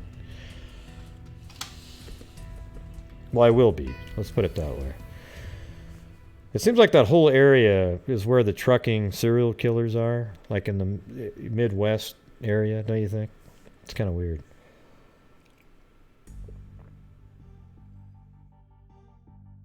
Oklahoma was where I was about to do another look and see what cold cases they have over there.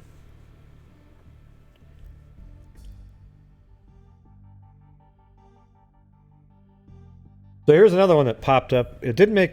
I understand it. I know this is one of those touchy subjects because it's another one of the ones with a man going through a divorce and then turns into a psycho. It's a little bit like the Clarissa Fretwell case, you know.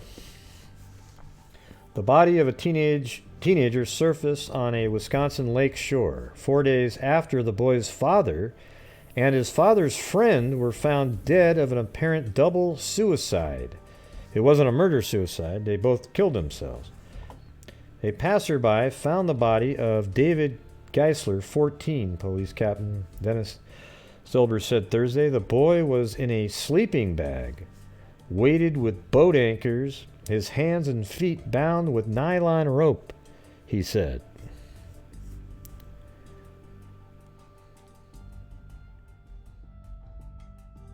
Yeah, who knows what Cairo's doing? He's got a perfect job too, doesn't he? Boy, they better, what do you got? I think you should start driving a semi-truck. Or actually, what you're driving is probably a little bit more inconspicuous. Right? Oh, don't mind me. I just repair cell phone towers. You know, we get lonely too. Sometimes we need to get the affection of the women of the night. Okay, I won't give away the secret there. Anyways, check this out. This is crazy. Look at it. A passerby found the body of David Geisler, 14. And then a preliminary autopsy indicated the boy was strangled. The boy's mother, Terry Geisler, filed a kidnapping complaint against her ex-husband, Dennis Geisler, on July 31st after he sent a letter to their other son. So they have another son that's adopted, okay? Saying, and he sent the letter to his other son, who was adopted by them, and said he and David wouldn't be returning from the vacation they began July 26th. So David is the brother of the adopted kid, and then the dad took David, and then he wrote the letter saying, "Hey, we're going on a vacation," and he would not be returning. And then the bodies of Dennis Geisler, 41, he is the dad, and his roommate, Jeffrey Mell, 29, both of Minneapolis, were found by hikers Saturday in the Coconino National Forest near Flagstaff, Arizona. Authorities said each had shot himself in the head with a rifle. So why in the hell did the part that doesn't make sense to me is this Jeffrey Mell guy. Why did he shoot himself?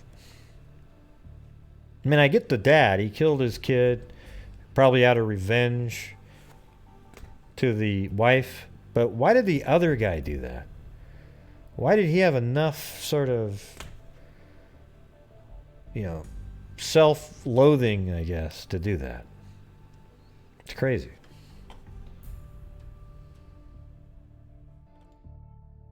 Yeah, so body found in lake is missing Minneapolis boy. An intense search for David Geisler ended Thursday when police announced that a body found in a lake in Polk County, Wisconsin, was that of the 14-year-old Minneapolis boy.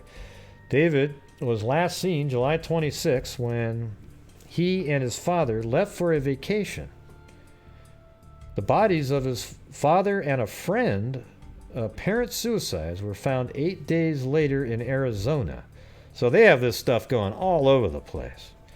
The body was found Wednesday in a sleeping bag, weighted down with 71 pounds of boat anchors, and partially submerged in Bass Lake, about 30 miles east of St. Croix River.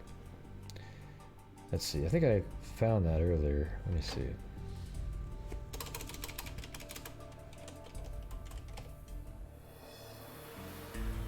Is this where it is? Let's see. Yeah, I think it was right here. I thought it was here. Let me type that in. St. Croix. No, it was Wisconsin. Sorry. It looked like that, I thought, but Bass Lake.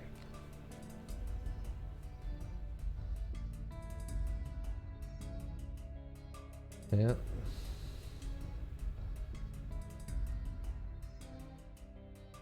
Looks like they should have called it Bass Lakes, right? Even though they're slightly... Well, that one doesn't even connect at that point. But yeah, I guess he was found in there. Sorry, my arm just hit the microphone.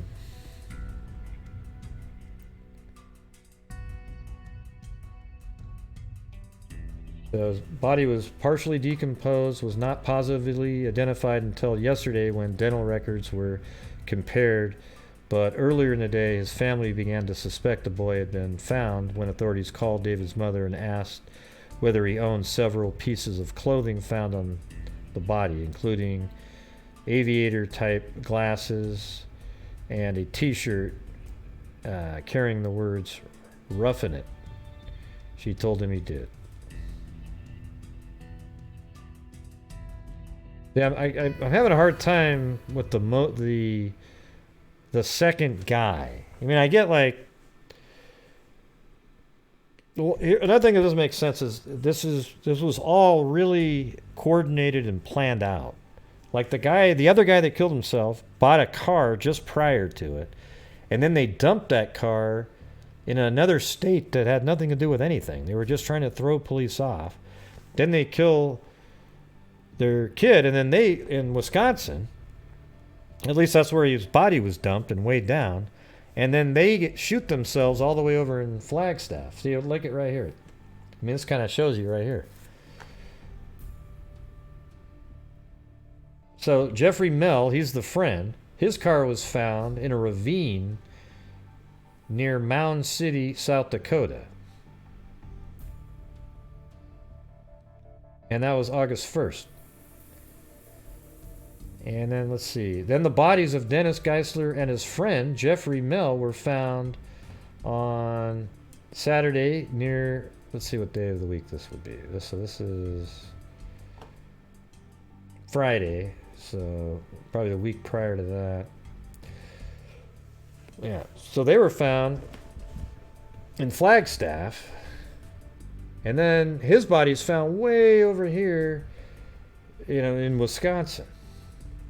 It's crazy. I bet you he was killed first, then they dumped that car, then they drove to Flagstaff. Right? They're from Indiana, apparently. I think originally. Actually, now I can't remember. But if you look at the map up here, I think it was something like,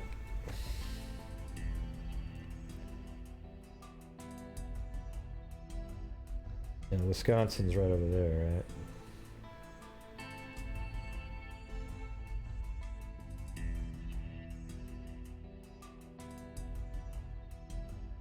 That was Wisconsin was like right over here. Yeah. Yeah, Wisconsin, and then South Dakota, and then all of a sudden way down in Arizona down here is where they shot themselves. So why did he shoot himself? The friend guy. The police don't seem to have an answer for that either. But it's interesting, he didn't kill the stepkid because he thought that wouldn't hurt the mother enough.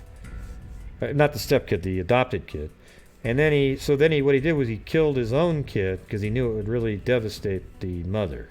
He didn't, but what's weird is why did he write a letter to the adopted kid?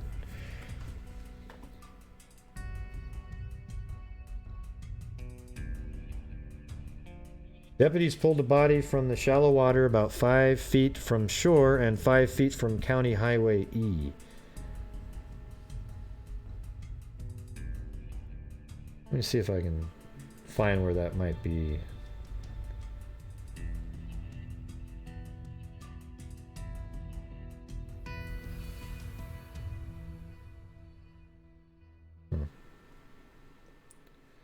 You know, it actually made more sense where the other Bass Lake that I was at, but because that Bass Lake had an E street near it, but that was in Indiana, so I don't know how that worked. Pretty strange. Bad luck, I guess.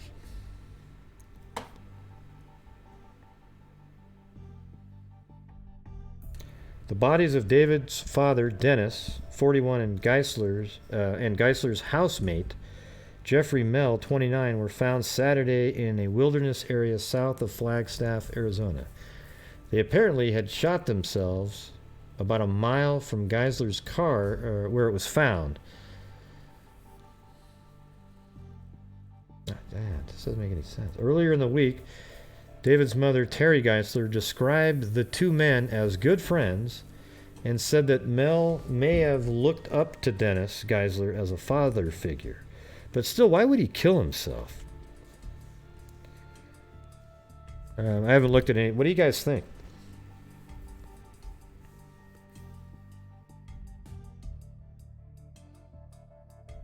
I guess in their divorce, he could only see the kids on the weekend or something like that. And he didn't like living like that. And I think he had to let everybody know wherever he was going all the time. And he didn't like that. So this is one of those weird, it's one of those things. I mean, that's the part, like I've said before, if there's a divorce, just leave. Don't care about any kind of payout or anything like that. However, when there's kids involved, if you're, it's such a hard thing to deal with because the taking away. A lot of times the other parent can't see the child anymore, or children, and they're just devastated, and it creates so much anger and hostility. But even though it's safer for the kids now, because you could have something similar to the Melissa Pesky case, right, where the kids were actually, he didn't even like the kids. Now he's the sole parent. And Melissa Pesky is now not alive. She's dead. And shot by a bullet through the window. So that's the part that's hard. It's like you're even though you did all the other things, hey, I don't need any settlement, I don't need this, I don't need that. But let's say the parent loves the kids and was a good parent to the kids. But then in the divorce, they don't have any rights to see them at all. That's where you can get a lot of anger, and that's where it would just keep going and going. The other part is probably meaningless to that person. So makes it tough, because you could have a total barbarian type, and what do? Let him see your kids even though he's a barbarian just so he doesn't get angry? No, because yeah, it's like a tightrope that you have to walk almost, right? Nope, I haven't seen anything new on it. I think I talked to a family member a while ago, but there's nothing new, really. I think they were having a fundraiser for detectives or PIs or something like that. But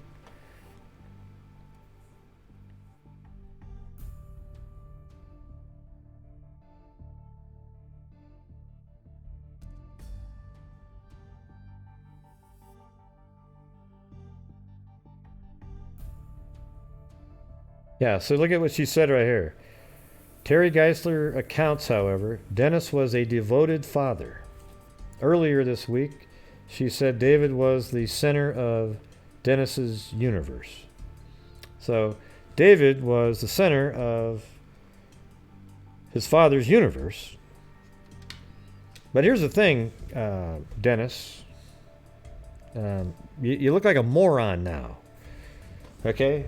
You look like a dipshit barbarian because, oh yeah, my son David, he was the center of my universe. But I didn't get what I wanted, so now I'm going to kill him. I mean, you sound like an absolute idiot. So what happened was everything that your wife was saying about you and trying to, in the divorce and all that, is real. You just proved that she was right the whole time. That's the truth.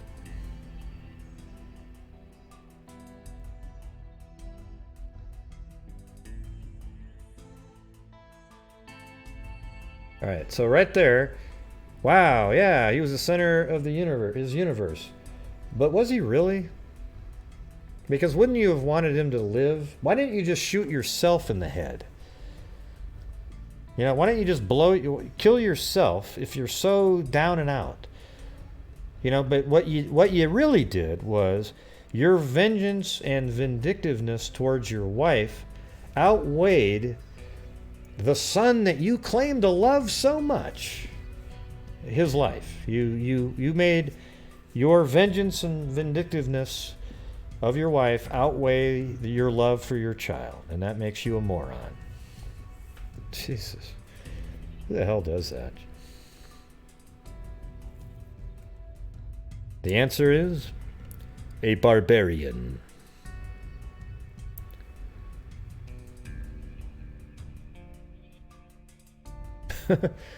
Oh yeah? What was the voice that you heard right when you woke up, Sean?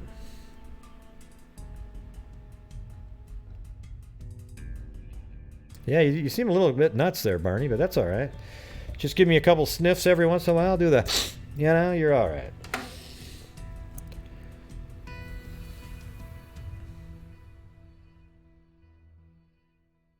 Yeah. So that's what this case really comes down to. this case comes down to the wife knew that this guy was unstable and a wacko. And she did everything she could to get her family away from the guy, but he was still giving weekend visits and so forth. And his final action was to prove it didn't. I mean, it really probably devastated her. I'm sure it did. However, it also proved everything she said was right. Okay, so you lose, idiot. Nobody thinks, wow, poor Dennis. You know, everybody that sees this story thinks of you as a monster, right? I mean, you loved him so much that you put 70 pounds of weight on him after wrapping him up in some sort of a, I don't know if it was a sleeping bag or whatever the hell it was, and put him in a lake. Yeah, because that's what you do when you love somebody, everybody. You wrap them up and put 70 pounds of weights on them and throw them in a lake after you strangled them to death.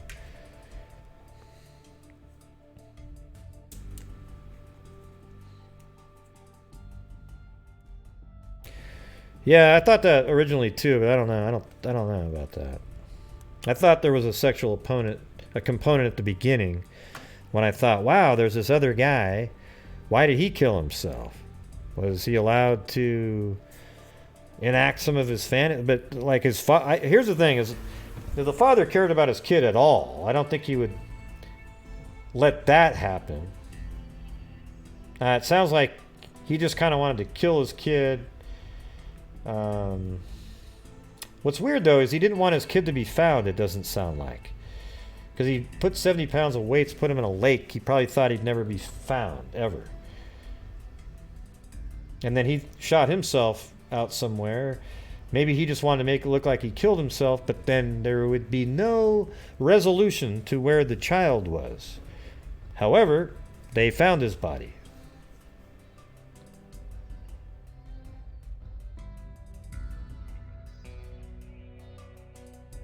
Yeah.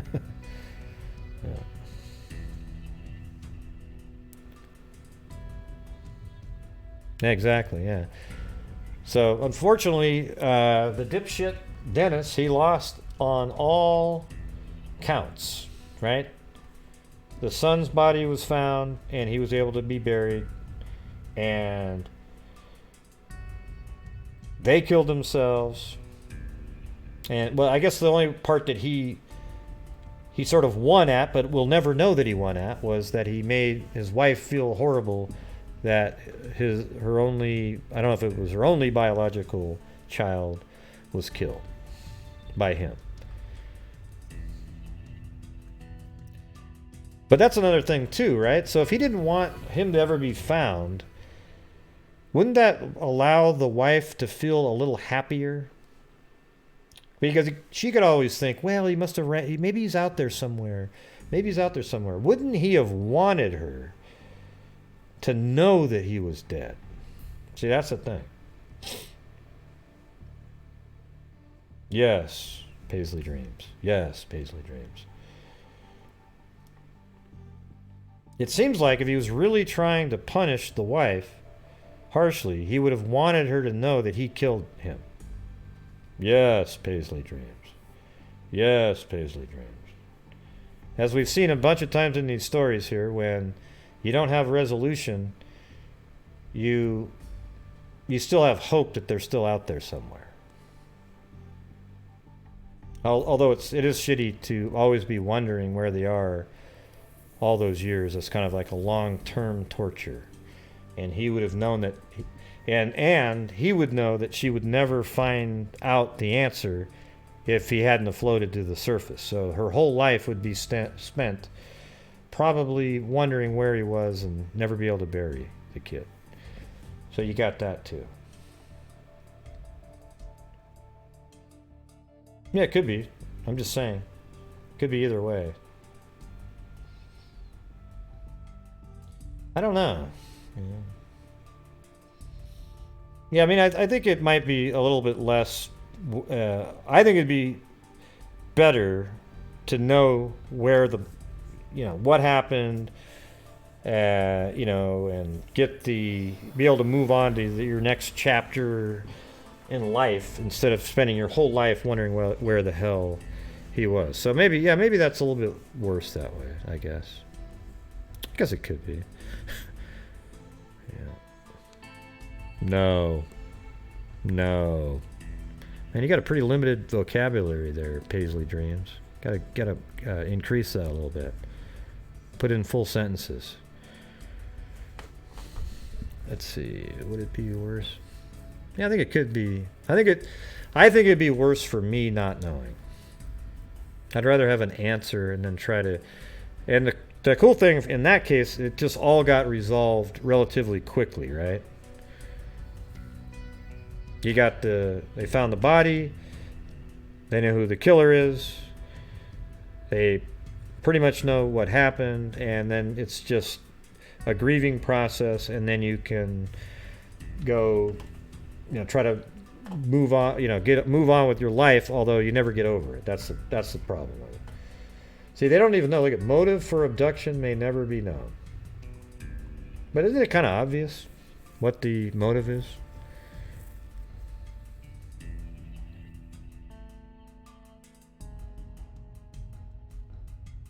Yeah, I don't like to use the word closure. That's why I try to avoid phrasing it a different way.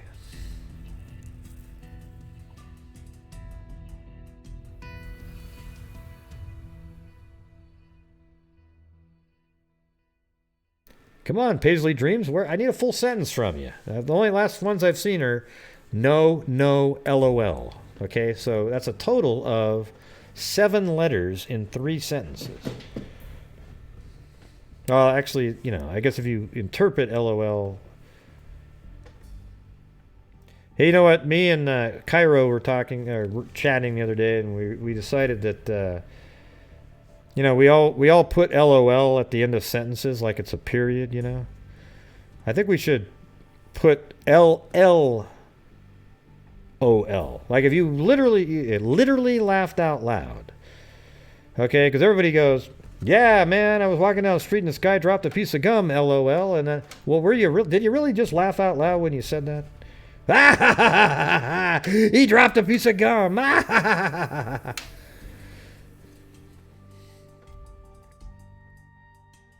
right? That's what I'm saying.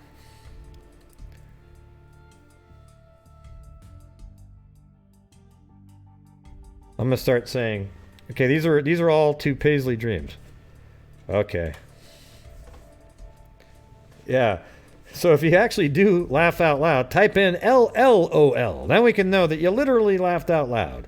If you just type in LOL, I think what we'll just assume is that you think this is mildly humorous, what you're about to say, and you're instructing us to laugh. Okay? Yeah. Because some of the stuff that people put LOL down for, and I know I've done it, if you actually are laughing out loud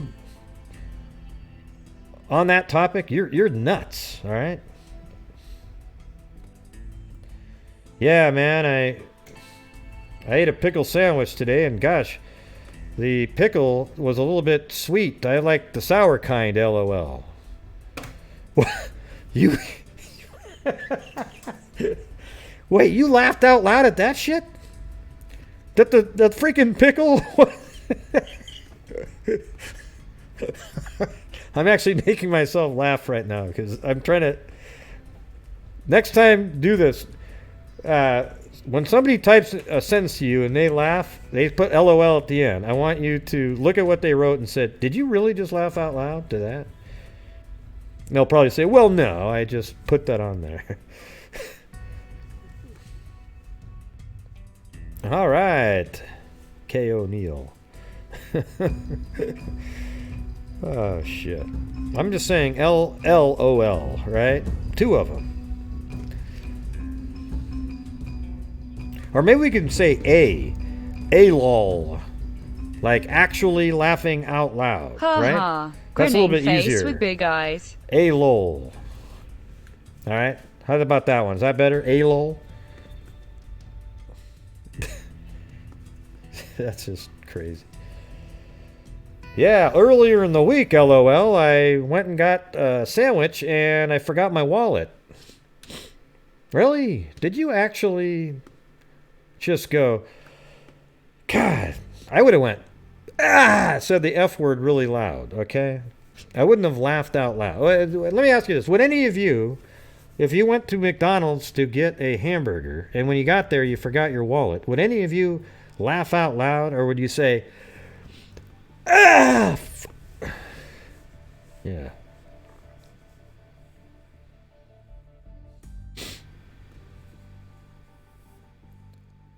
Yeah. Maybe just one ALLL.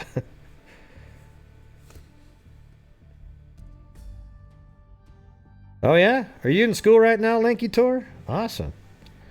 LOL. Yeah, I think you'd be more likely to cry on something like that, wouldn't you, Lanky Tor? So I'm 45 and I'm still in junior high, bawling my eyes out.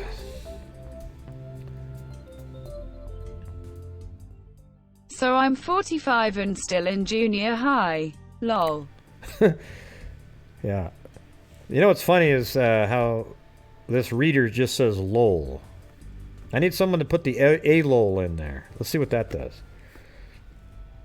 I should be able to tell what something means, though. Like a-lol should mean actually laughing out loud. Thanks, Sean Beecham. Gray rocks. Yeah, let's start sharing the funniest LOL uses where you think about it, what they're really saying, and then you think like, wow, really? You're crazy at this point.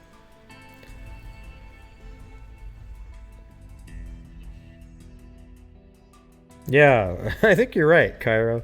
I've actually had that similar thought just in terms of the LOL, how it's just so overused. Like I've actually said what I said a minute ago to people. I've said, did you really just laugh out loud at that? And they've said back, oh, well, no, not really. And then I said, well, why the hell did you put it there? No, I didn't. I said lol. Okay, let's see what this says right here. ALOL and LLOL lol. All right, Steve Kerr. Best outside shooter. Man, he could shoot. I don't think he ever played against Steve Snapper Jones, but...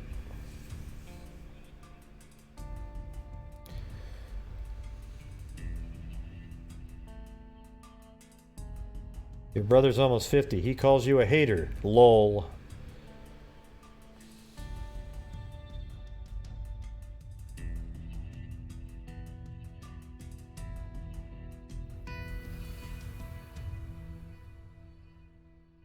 Yeah.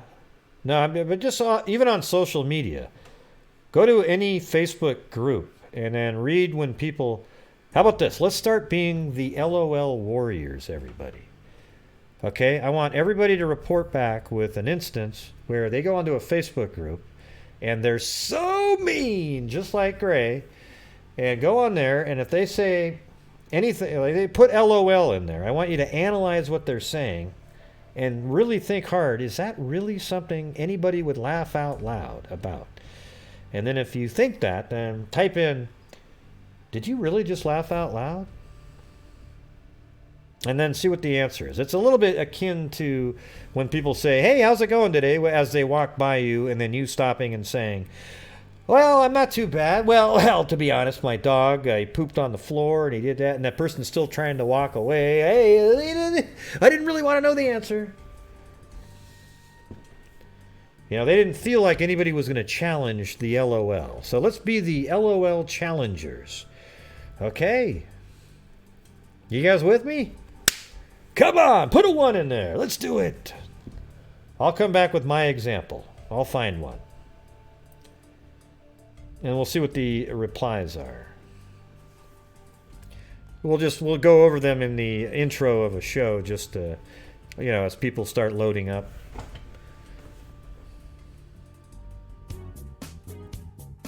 All right, BKK. I'm glad you had an extra K on there. I would have been a little nervous.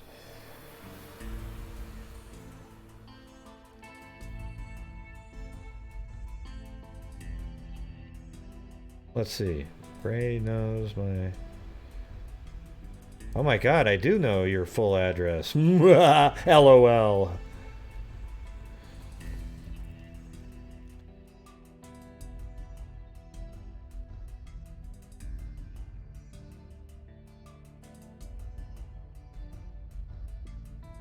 All right, well, how about this? I'm glad they didn't put a T in the middle there. Okay? Okay, Barney, don't do it then. Be the party pooper.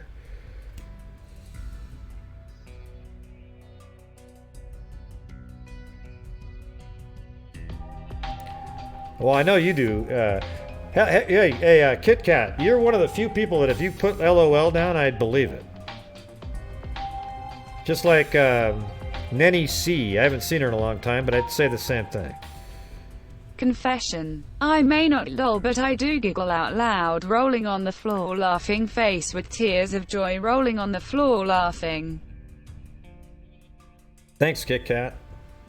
Hey, it's BKK. At least you didn't put a T in the middle there. That would have been weird.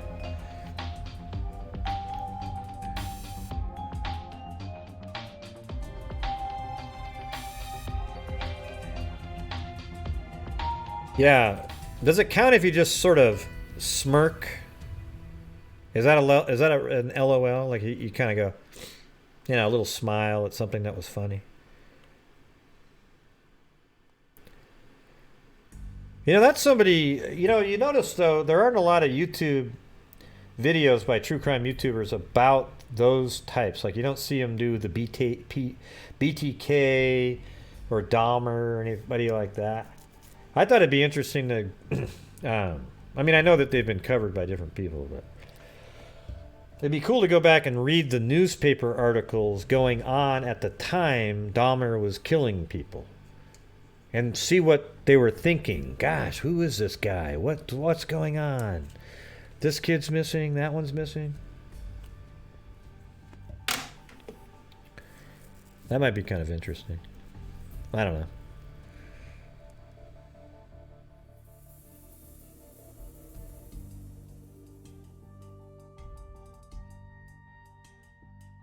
Oh, yeah? Well, thanks, man. Appreciate it. So you're over in Bangkok, huh? You actually watch my show all the way over in Thailand. Awesome. I appreciate it. Very cool.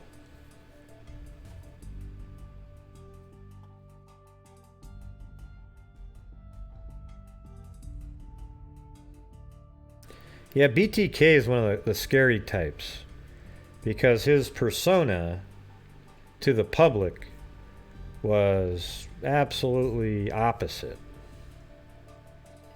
Absolutely opposite of what he was doing. Just looked like a average white middle class, sort of,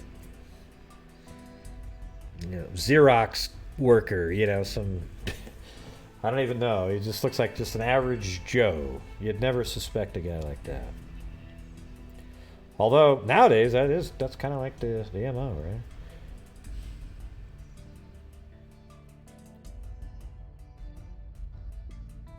Yeah, do the Dahmer. Yeah, that would be cool, wouldn't it? I think it'd be interesting to look at what was reported. I don't remember in the Dahmer case, they weren't really finding bodies all over the place, right? Didn't he keep them sort of? I don't remember how that... I know that Gacy buried them all under his house, mainly. And Dahmer actually was a cannibal. And if you guys... I've told you this before, but for any of you out there that haven't seen it, watch the Stone Phillips interview with Dahmer. You can find it on YouTube. It's crazy. Yeah. Israel Keys was pretty crazy. He's not as famous. He is pretty famous, but he's not as famous as, like, I don't think many people put Dahmer to shame, though. Dahmer's kind of his own genre. He's just sort of a absolute wacko. You know, put a head in the box.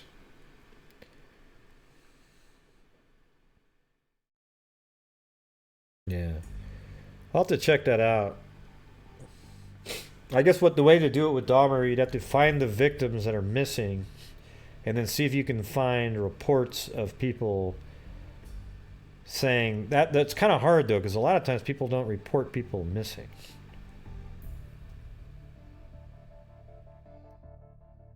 Yeah. Yeah, and here's the thing: when I do Dahmer and there's images or anything like that, I'm going to show them on the show. Okay, I'm already going to get demonetized anyways, and maybe I'll even make that night PG-13, something like that. I mean, there's an option for adult content, something like that.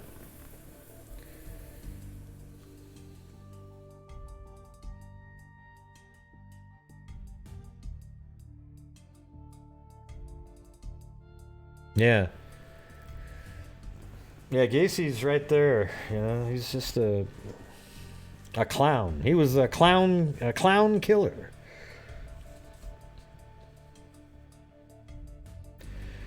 Yeah. Yeah, I'm telling you, go watch the you know, what he told Stone Phillips is how he's now religious and believes in God and everything. Anybody who buys that, I've got some swampland for you. There's no way in hell he just was. I don't even know what he was trying to get out of it. He was never going to get out of prison. His dad is kind of weird too. Very introverted. You can see where Dahmer got that. See, that's the thing is, I don't even think Dahmer was crazy. That's the weird part about it. He just did what he wanted to do because he wanted to do it. I guess you could say he wasn't normal, but he knew exactly what he was doing. He knew it was wrong. He just wanted to do it. See? So how do you say somebody like that's crazy? Maybe that's just who he was.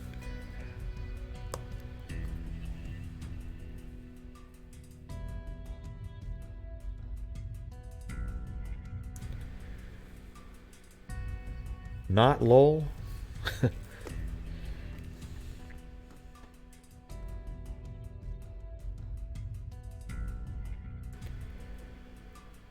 Well, let me just type something. Let's just see what the hell. Oh, okay. Okay, hold on a second.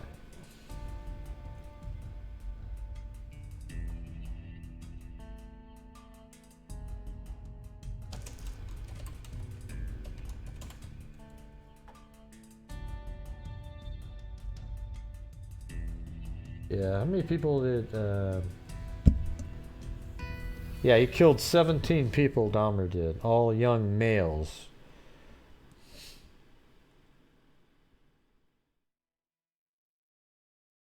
Let me see if I can get a name out of here. Yeah. So, someone named Stephen Hicks, 18. Stephen Tuomi, 26. Jamie Dockstader, 14. Richard Guerrero, 25. The oldest person he killed was 36 years old. Eddie Smith. So I wonder if there's a way to... Huh. Let me check this out real quick.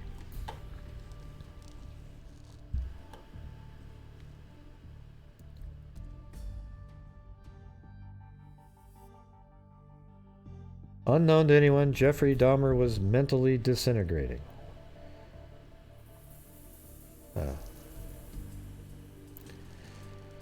In June 1978, he was struggling with his own homosexual desires mixed with his need to act out his sadistic fantasies.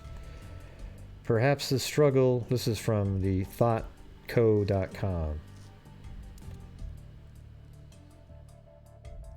Perhaps the struggle is what pushed him to pick a hitchhiker, 18-year-old Stephen Hicks, He invited Hicks to his father's home, and the two drank alcohol. When Hicks was ready to leave, Dahmer bashed him in the head with a barbell and killed him. He then cut up the body, placing parts in garbage bags, which he buried in the woods surrounding his father's property. Years later, he returned and dug up the bags and crushed the bones and dispersed the remains around the woods. And as insane as he had become, he had not lost sight of the need to cover his murderous tracks. Later, his explanation for killing Hicks was simply that he didn't want him to leave. Yeah.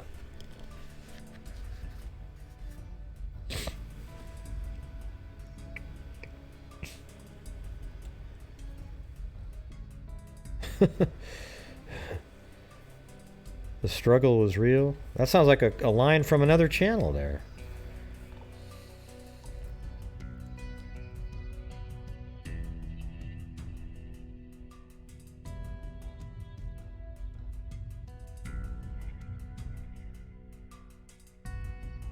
Ah, here we go.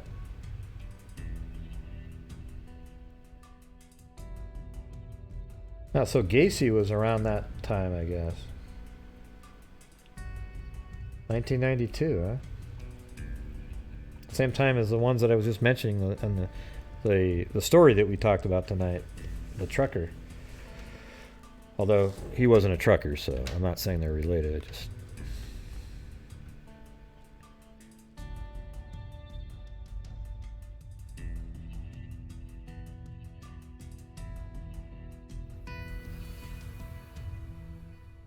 no, maybe that was when that book was written. Sorry. The book's 1992. I thought he was earlier than that. Okay, 78. Okay. That's when the book came out. Ugh. Yeah, I was like, wow, 92 doesn't sound right to me.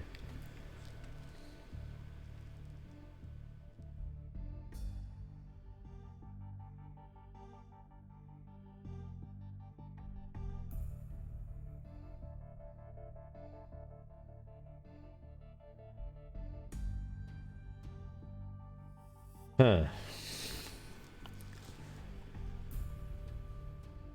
So let's see, these are 1978, 87, 87. So he was killing all the way up until 91.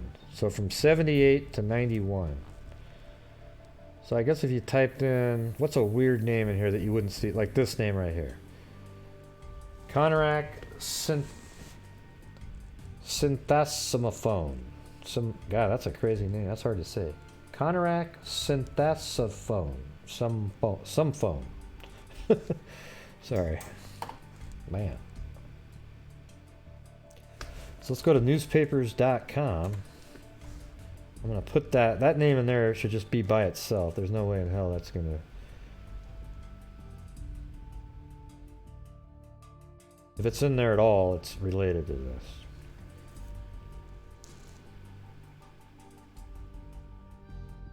Well, there you go.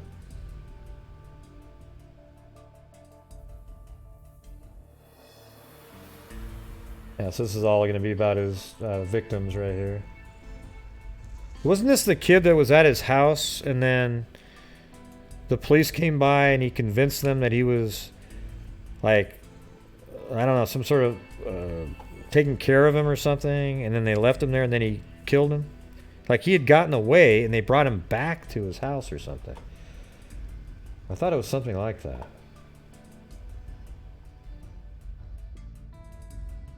Okay, the 14-year-old Laotian boy who was reported missing May 26th when he left for a downtown park to play soccer.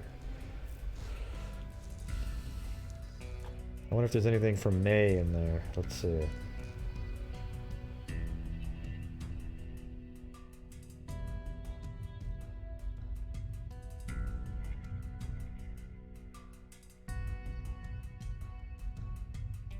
Yeah, listen to this. This is what I was just thinking about right here. Officers Joseph P. Gabrish and John A. Balserzak, or Chak, or whatever, however the hell you say it. I seem to get unlucky with... can I just get a bunch of Johnsons and Smiths on here? were fired in September for leaving a naked, bleeding Laotian boy at Dahmer's apartment. Listen to this shit right here. They should have been put in prison for this mistake here. Listen to that.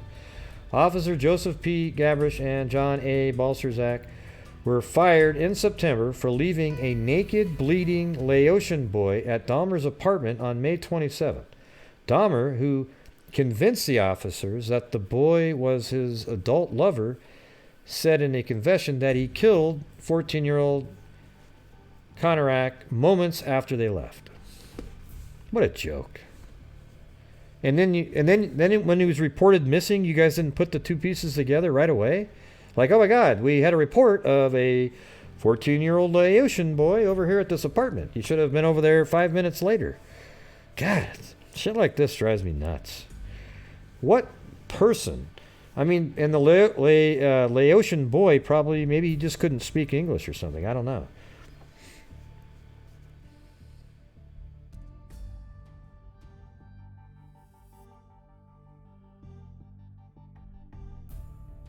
Wow, he was talking to mental health officials and law enforcement during the time he was killing people. At his sentencing Monday, Dahmer said the officers weren't to blame. I hope and pray that they can get their jobs back because I know they did their best and I just plain fooled them. Yeah, well, you did, but that means they're idiots.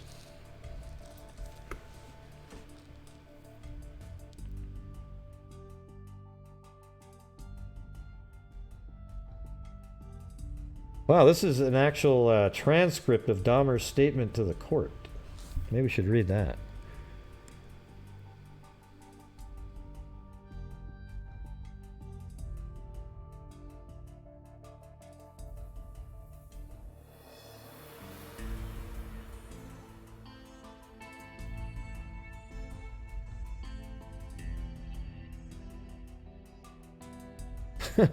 Yeah, isn't that nuts? BKK. I mean,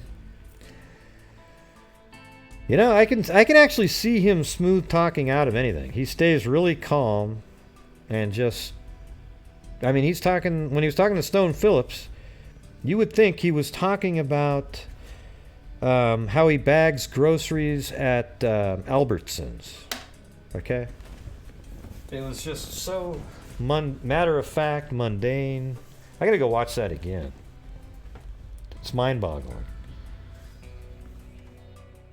So here's Dahmer's statement. Let's see if I can do it. Your Honor, it is over now. This has never been a case of trying to... Let me see if this is him. Here's a transcript of serial killer Jeffrey Dahmer's remarks to the court before he was sentenced. Your Honor, it is over now. This has never been a case of trying to get free. I didn't ever want freedom. Frankly, I wanted death for myself. This was a case to tell the world that I did what I did not for reasons of hate. I hated no one. I knew I was sick or evil or both. Now I believe I was sick. The doctors have told me about my sickness, and now, see, he's trying to work an angle for later to get off on, mentally, incompetent. Or what do you call that? Get off on, it wasn't him. If he was just on drugs, he'd be just fine. You know, like the guy that cut off the head in Canada. Yeah, he did. He was really, I don't think this stuff, what he's saying right there is honest at all. But I think that first sentence there, I think he's trying to put that in there. But I think he's honest about what he did and everything like that. I tried to do the best I could after the arrest to make amends, but no matter what I did, I could not undo the terrible harm I have caused. My attempt to help identify the remains was the best that I could do, and that was hardly anything. I feel so bad for what I did to those poor families, and I understand their rightful hate. I know I will be in prison for the rest of my life. I know that I will never have to turn... I know that I will have to turn to God to help me get through each day. I should have stayed with God. I tried and failed and created a Holocaust. Thank God there will be no more harm that I can do. I believe that only the Lord Jesus Christ can help save me from my sins. Yeah, he was saying that on the Jeffrey Dahmer interview. I have instructed Mr. Boyle's defense attorney to end this matter. I do not want to contest the civil case. I've told Mr. Boyle to try and finalize them if he can. If there is ever any money, I want it to go to the victims' families. I have talked to Mr. Boyle about other things that might help ease my conscience in some way of coming up with ideas on how to make some amends to these families. I will work with him on that. I want to return to Ohio and quickly end that matter so that I can put all this behind me and then come right back here to my sentence. I decided to go through this trial for a number of reasons. One of the reasons was to let the world know that these were not hate crimes. I wanted the world and Milwaukee, which I deeply hurt, to know the truth of what I did. I didn't want unanswered questions. All the questions have now been answered. I wanted to find out just what it was that caused me to be so bad and evil. But most of all, Mr. Boyle and I decided that maybe there was a way for us to tell the world that if there are people out there with these disorders, maybe they can get help before they end up being hurt or hurting someone. I think the trial did that. I take all the blame for what I did. I hurt many people. The judge in my early case tried to help me, and I refused his help, and he got hurt by what I did. I hurt those policemen in the Conarac case matter and shall ever regret causing them to lose their jobs. Well, they should have. And I hope and pray that they can get their jobs back, because I know they did their best and I just plain fooled them. It's weird that he's so focused in on that. I mean, I'm sort of struggling. Is he really trying to tell people how great he was at fooling? I don't think he gives a shit about the cops. I think he's trying to tell people how great he is at tricking people. That's what it sounds like to me. But he's sort of hiding it in sort of an apology. It's passive aggressive. It's a really good example of that. You know, when people say, they try to say they cut you down but couch it in a positive way, you know, and then when you complain about it, well, what do you mean? He was saying he was sorry, right? He wouldn't be, he's, you know, I guarantee it, he's really trying to let people know how great he was at fooling, because he's mentioned it a couple times. For that, I'm sorry. I know I hurt my probation officer who was really trying to help me. I'm so sorry for that, and sorry for everyone else that I hurt. I have hurt my mother and father and stepmother. I love them all so very much. I hope that they will find the same peace I am looking for. Mr. Boyle associates Wendy and Ellen and Brian have been, or associates. He's talking about his attorneys. He didn't need to take this case, but when I asked him to, he helped me find the answers and to help others. If I could, he stayed with me and went way overboard trying to help me. Mr. Boyle and I agreed that it was never a matter of trying to get off. It was only a matter of which place I could be housed the rest of my life. Not for my comfort, but for trying to study me in the hopes of helping me in learning to help others who might have problems. I know I will be in prison. I pledge to talk to doctors who might be able to find some answers. In closing, I want to say that I hope God has forgiven me. I know society will never be able to forgive me. I know the families of the victims will never be able to forgive me for what I have done. I promise I will pray each day to ask for their forgiveness when the hurt goes away, if ever. I have seen their tears, and if I could give my life right now to bring their loved ones back, I would do it. I'm so very sorry. Your Honor, yeah, that's such bullshit. It's so easy to say that kind of shit. How come you didn't think that after you killed the first one, then the second one, then the third one, and then the fourth and the fifth and the sixth and the seventh and the eighth? You knew that that eventually the families would be grieving. You didn't give a shit about giving up your life at that point.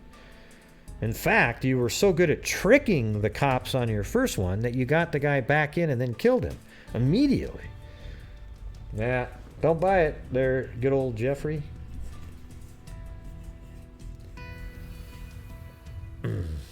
Your Honor, I know that you're about to sentence me. I ask for no consideration. Well, that's for damn sure. Because he wasn't going to give you any anyways. What do you think he was going to say, Dahmer? So you think by saying that, you're being really contrite. Oh, gosh. Yeah, listen, Judge, don't give me any consideration. Because, yeah, right before you said that, he was going, you know, I know you've killed 17 people, chopped them up, and had them for breakfast, but I still see an out... you know what? Parole in 10. He knew that wasn't going to be happening, right? That's obvious. So, of course, now he can sound really contrite and just, oh, everybody, I know I'm not going to get off, so don't even consider it. Well, trust me, Dahmer, he didn't think of it for a second. He never did. In fact, he might have added more to your sentence for you even suggesting that he might have thought that. I want you to know that I've been treated perfectly by the deputies who have been in your court. And if you can still treat me well in the future, because I don't want you to get in trouble too if I trick you and you might get fired.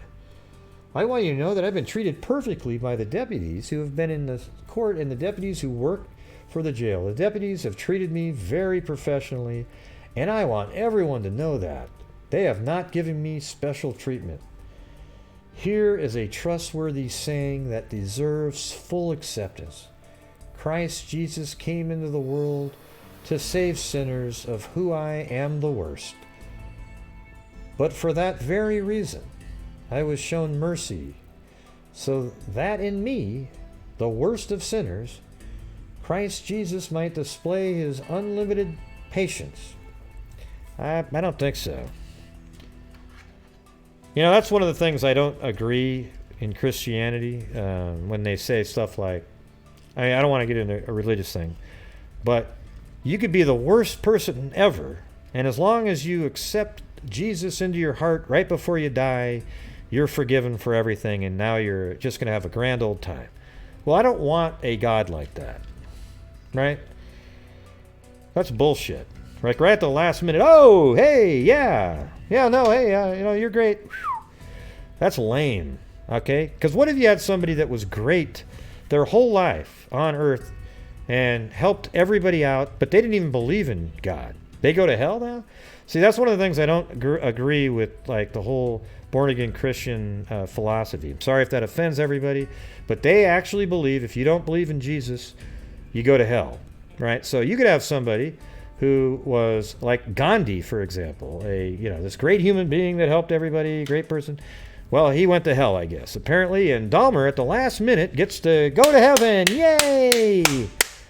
Now, if that makes sense to anybody, forget it. It's stupid, all right? I know my time in prison will be terrible, but I deserve whatever I get. Yes, it sure was. You got absolutely smoked in there. Thank you, Your Honor. And he lived a long time now. I mean, longer than you'd think in there, right?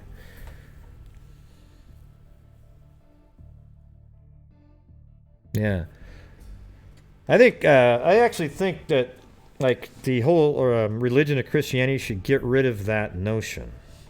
Because I think it pushes people away when you think, oh, really? Wow, that's so egotistical. You're saying that if I don't believe in your son being the Lord and Savior, he's going to kill me?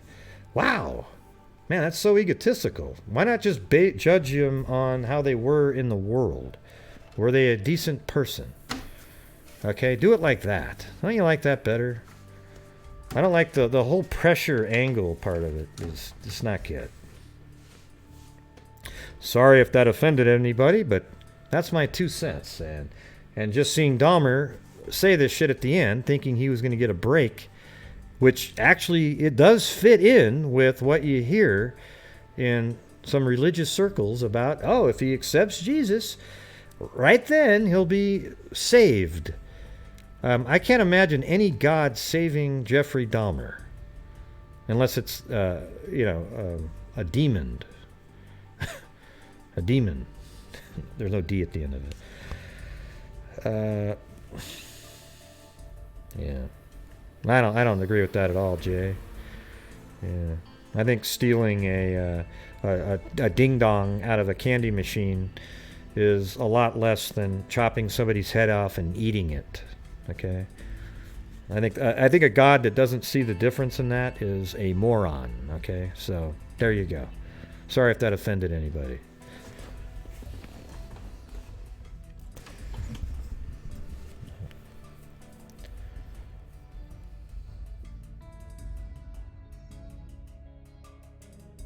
Yeah.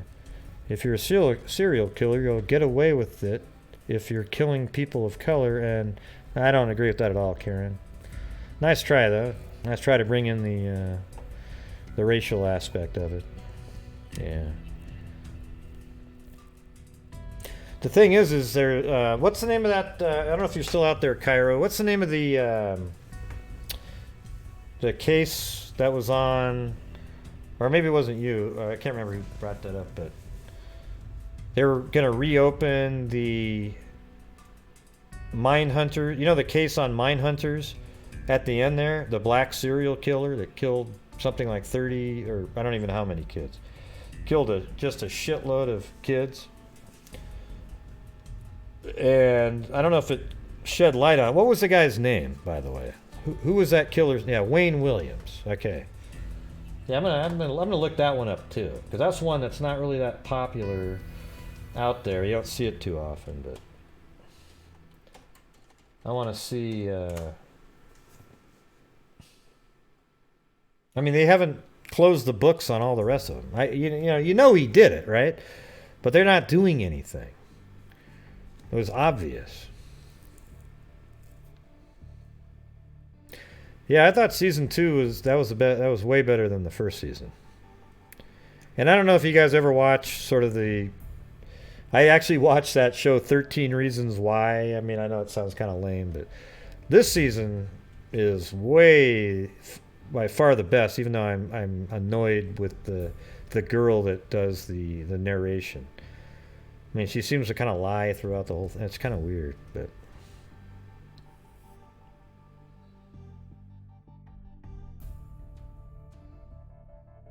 oh boy, I can take you guys, Wayne. I don't know what that means, that whole sentence.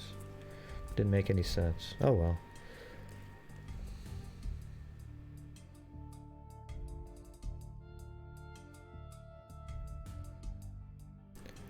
Oh, Gray. Did you hear about the one case that is completely different than the case you were doing a show on? Let's talk about that.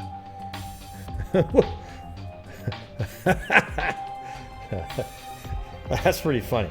Hey, Gray. Have you covered the, yeah. Oh, Gray. Did you hear about that one case that is completely different than the case you were doing a show on? Let's talk about that. That's pretty good.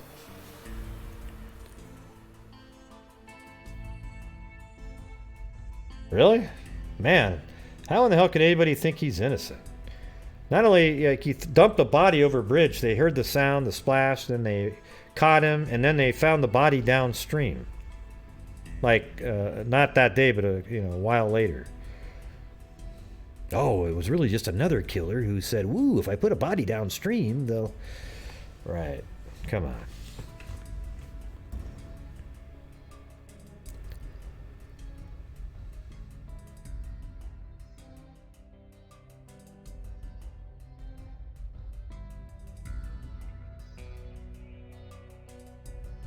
Yeah, but it would be any bad neighborhood, though, Karen. It has nothing to do with race, okay? He got away with it because nobody could figure out, like, if he did it to in a poor white neighborhood, it would have worked. Doesn't matter. You know, I can't stand when people bring up race all the time. It drives me nuts. You know, just every once in a while, just try to kind of just don't use that in every single thought that you have and every freaking sentence that you use on every goddamn case. It gets really old. No, the facts are, yes, all of his victims were black, right? Yep. And one of them wasn't black, they were Thai, right?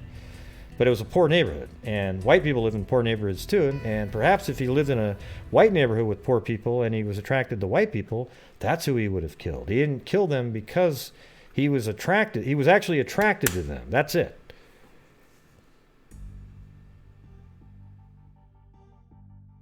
Okay, I'm gonna actually, you know, thing is, I'm actually going to get rid of this person because it'll be a never-ending barrage of racial comments. Go do that on a different channel that likes that stuff.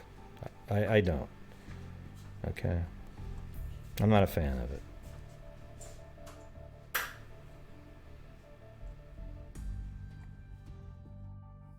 It'll just keep going on and on and on and on and on and on and on.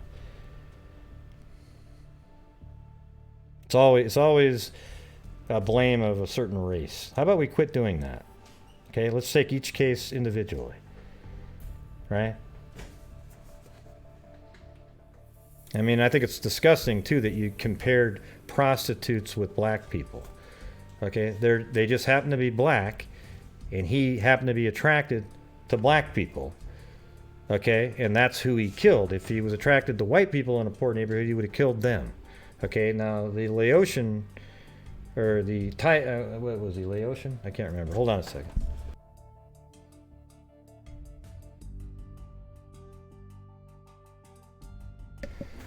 Yeah, I just get so tired of it, you know. Go peddle your racial stuff somewhere else. It's not a valid point in the conversation.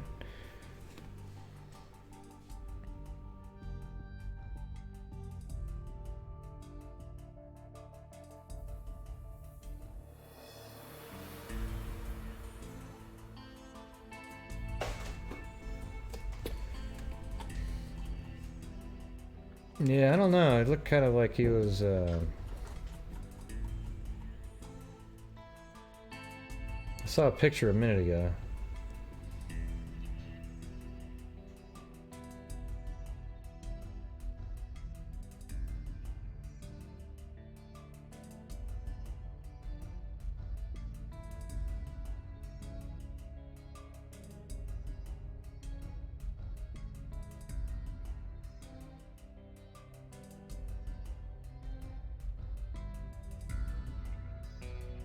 Yeah, no, he wasn't, it's not, this kid isn't a black kid, see?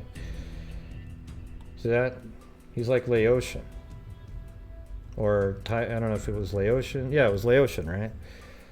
Yeah.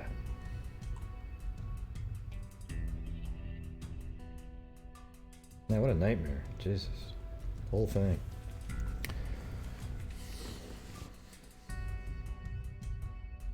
Yeah, it's amazing how many people still, this day and age, still have that many issues on the racial thing. But I think it's actually being pushed out on society by, you know, I don't even want to get into it. Forget it.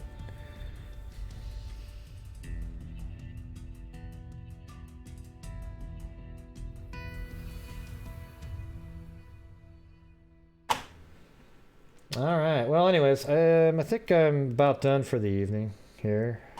I hope you guys thought that was pretty interesting on the first case too that we were talking about. I think that, I mean, even all those cases were actually pretty interesting, even the ones that were solved. One of them was a really jealous boyfriend. The other one was the father trying to destroy the life of his wife by killing his own kid and hiding the body so that it wouldn't be found, but it was found, and so therefore it sort of, you know, eased the time frame of the pain You know, it takes years to get over a child's death, but you know, you actually kind of never get over it, but you learn to live with it and live somewhat normally again. It took me a couple years after my brother died to feel normal again. That's why I got a 0.6 grade, a 0.6 on my first term at Oregon State, because I left U of O to get away from the pain over there and all the idiots in the fraternity saying, just get over it, you know. So I got the hell out of there, and then I got a 0.6. It's actually hard to get a 0.6. Yeah, 2 F's, 2 D's, and a C, but I just didn't care at all. I didn't even go to school. But I did start getting better grades basically the next year, because that was spring term, then I had the summer off, then I went back, and then things got better. Yeah, thanks, Terry.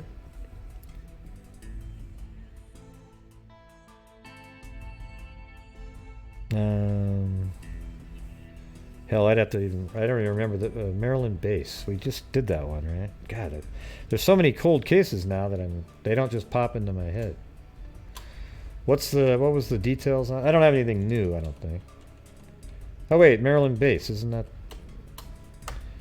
Hold on. Isn't that the one you just went to? Yeah. Yeah, no, I haven't heard any. I'm still talking to that lady. This is where Cairo went. Yeah, so Cairo actually went to this place here, but I'm saving the footage until. If you'd said Joy Base, I would have popped right into my head. Everyone calls her J-O-I instead of Maryland, but yeah.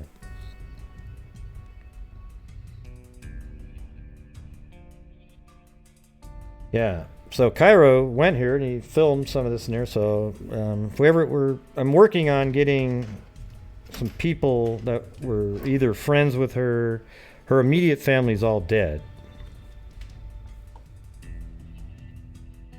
No, he kind of schedules things out. Like he said, here's how this one worked, I think, was that he said he was heading in that area, and I found that case, and then I was like, wow, that's really interesting. And then he drove by there. Okay, so that's how that worked.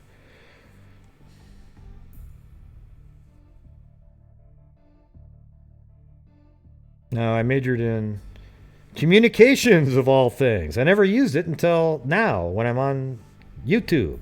Isn't that weird? But communications is also kind of an easy.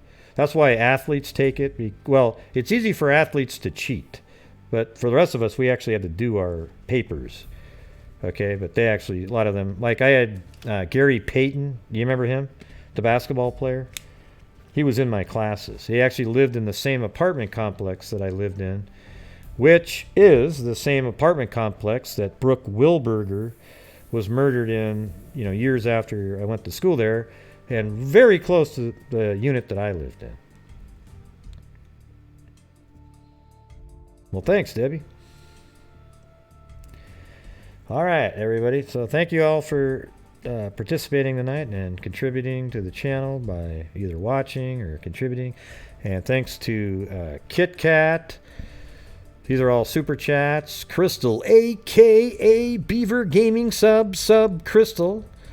Tori Wells, Delvery Stacy, Miss Jules, Lanky Tor, Claudia Dubauer, Sooner History with a big one there. Lanky Tor again, Sean Beecham, Steve Kerr, Kit Kat, BKK, Nordman, and BKK again. And let's see if anything snuck through on. Every once in a while, something comes through on PayPal that I don't see. Well, there was actually one from this morning from Gail, and it was just at like 10 o'clock. I mean, how cool is that? Like you're not even doing a show, but somebody saw your show from the night before, and still sent. Help contribute to the channel. Pretty amazing, huh?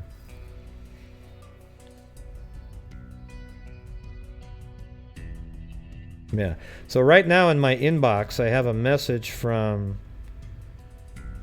let's see.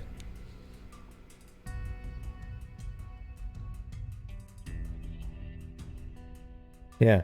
I just got a message from some of the family members in email from the Amanda Goodman case that I mentioned earlier. Remember, again, the 13-year-old that was found after leaving school. So I'll definitely be getting back to them. 2 people contacted me. 2 different people. That's awesome. I think we need to have a show. You remember how we did that in the show a while back?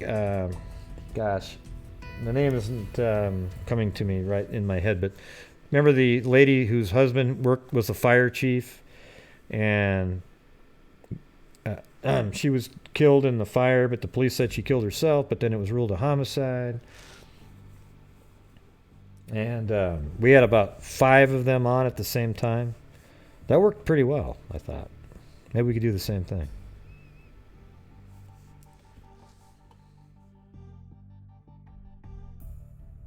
Okay, well, where are we going to do the flyby tonight?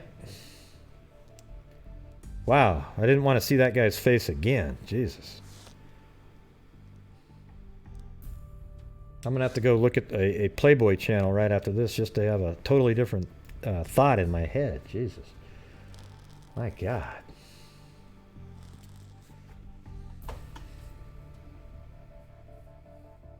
Now, you think he looks like the bridge guy? Come on. Why does everybody remind you of the bridge guy? Come on.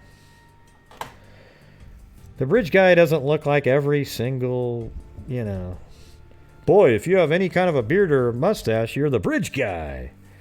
Yeah, it does look more like Ron Jeremy. You got that. How do you know who Ron Jeremy is? Well, who the hell doesn't? He's been on shows.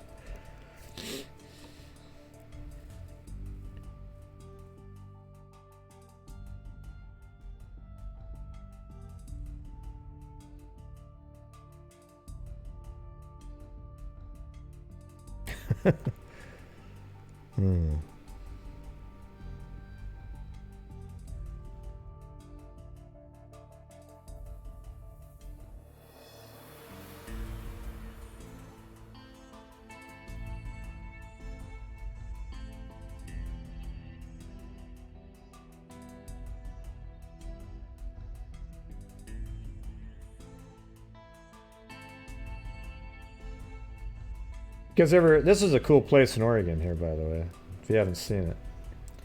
Fort Rock. This is where Indians actually lived inside of here.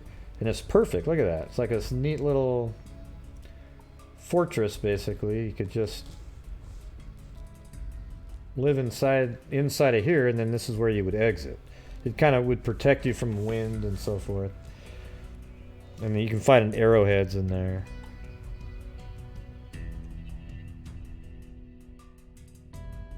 Yeah, this is just like those other things. I mean, Crater Lake's the same thing, except there's water. It's a volcanic landmark called a tuff ring, located on an Ice Age lake bed in North Lake County, Oregon.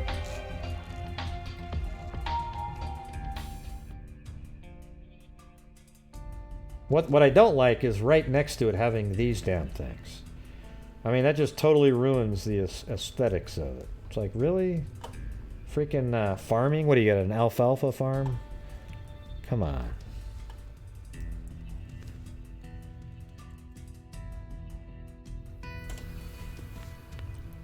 Oh yeah, I saw that too. I went there too. That was really weird. Did they ever... where did this come from? Was this from a meteor strike or something like that? I wanted to go down into it. I went on the edge of it and looked into it. It's crazy, though. Look at that.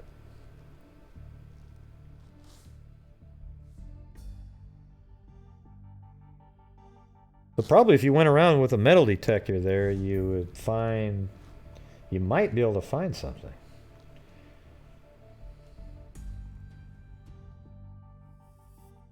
Yeah, we saw Fort Rock and then went straight over to Hole in the Ground right there.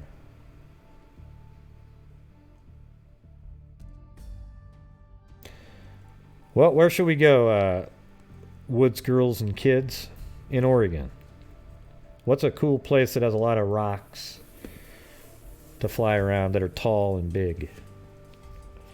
I bet Taos, New Mexico would be cool too, though. They've got some...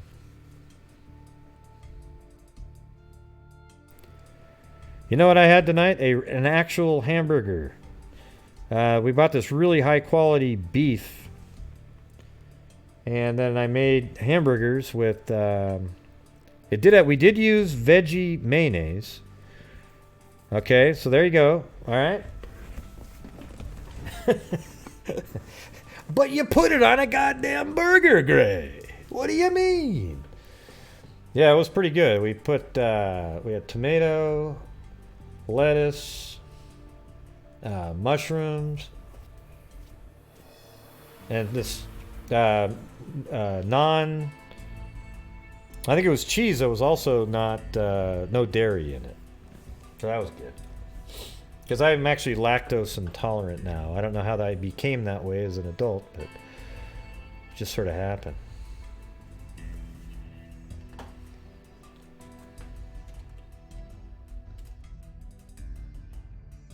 about Taos, New Mexico? Let's see what that looks like.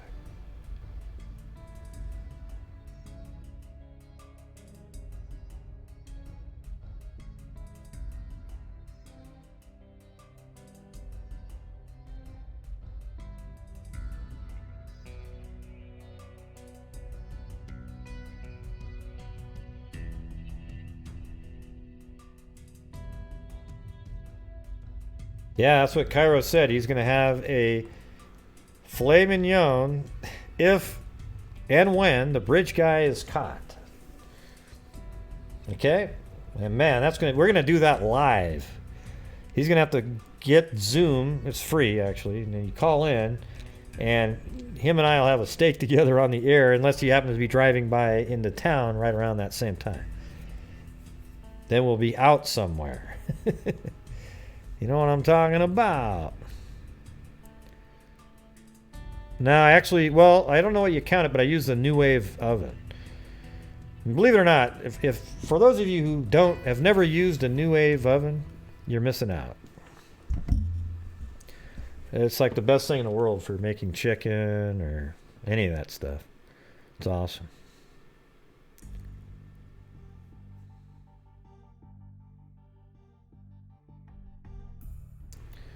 Yeah.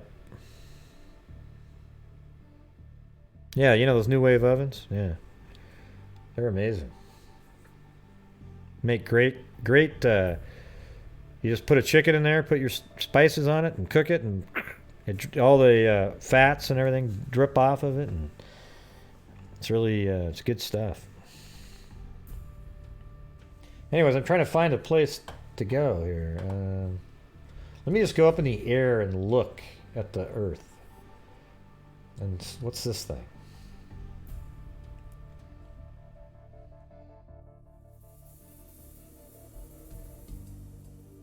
Where is that? What am I looking at here? Oh, that was in Utah again. What isn't in Utah? You know what I mean? I mean, well, you aren't in Utah. Nope. Cairo says he makes the best filet mignon. Okay?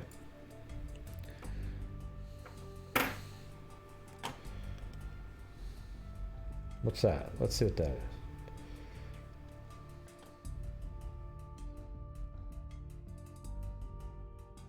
Maybe I'll just do Grand Canyon again, but find a new spot of it. It's so big.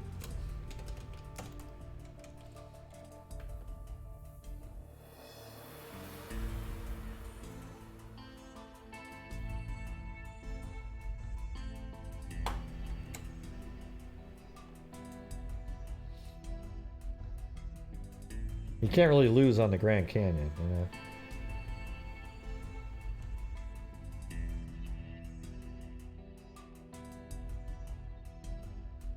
Well, this must be up where it started. Well, or one of the fingers of it, right? Awesome. Let's do that.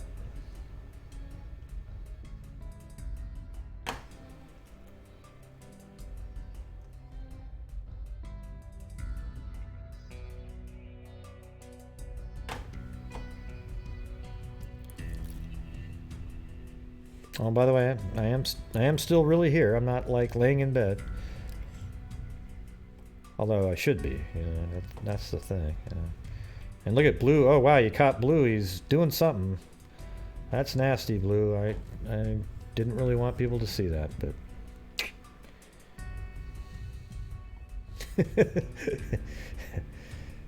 Blue's crazy, man. Today I was eating my burger and he looked at me like this.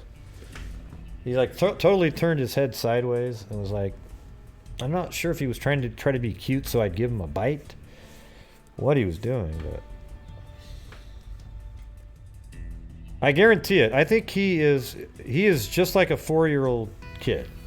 Let me tell you what he does a lot of times. Like you let him outside, right? Let's say I'm helping Chris take the groceries out of the vehicle. Well, he comes out the door and you say, Blue, and he kind of looks at you and he sort of starts walking back to the house a little bit. And then you go back to the car and all of a sudden you see Blue just sort of start walking slowly back out to the street area again. It's on a cul-de-sac. And then he kind of goes across the street and he's just right there and you can see him. You go, Blue. And then he looks back at you and sees how much trouble he's in. If he's not in a lot of trouble, he just keeps on going. And then you have to say, Blue, and you start walking towards him. Then he goes, oh, yeah. It was just, just kind of... It's literally, it's just like a 4-year-old. He knew exactly what he was doing. And then what he does is when he comes into the house, I kind of nudge his butt with my foot. I just kind of light little kick. And he goes, rah! He gets so angry. Like, how dare you? But for me, it's just funny. I got to film a day in the life of Blue. He's crazy.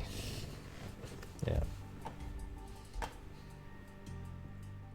Okay, here we go.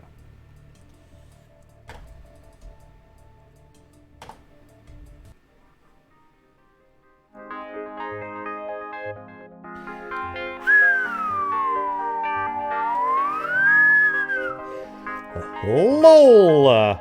A-lol!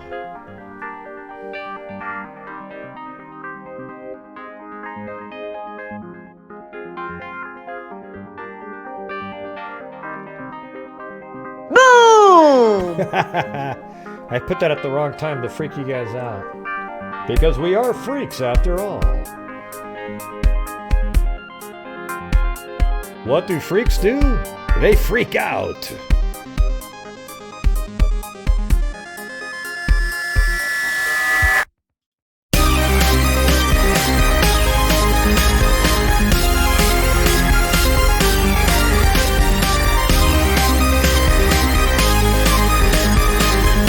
Just say the name, Ghost!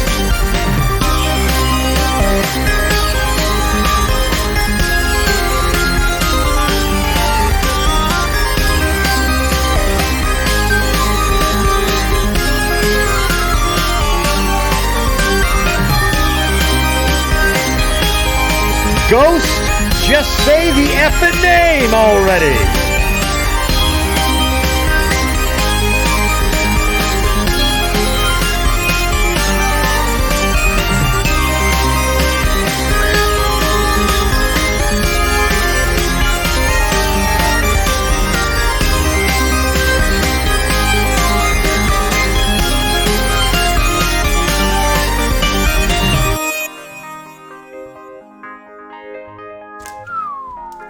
Look at all that craziness right there.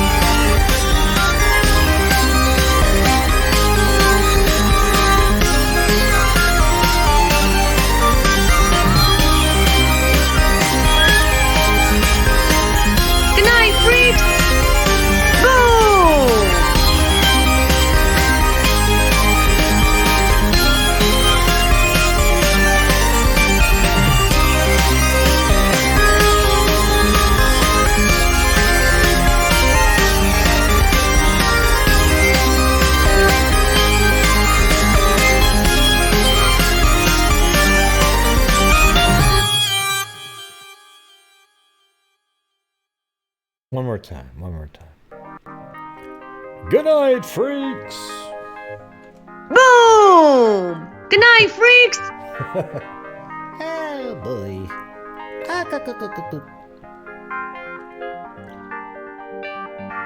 Well, blow me down. Now lives good.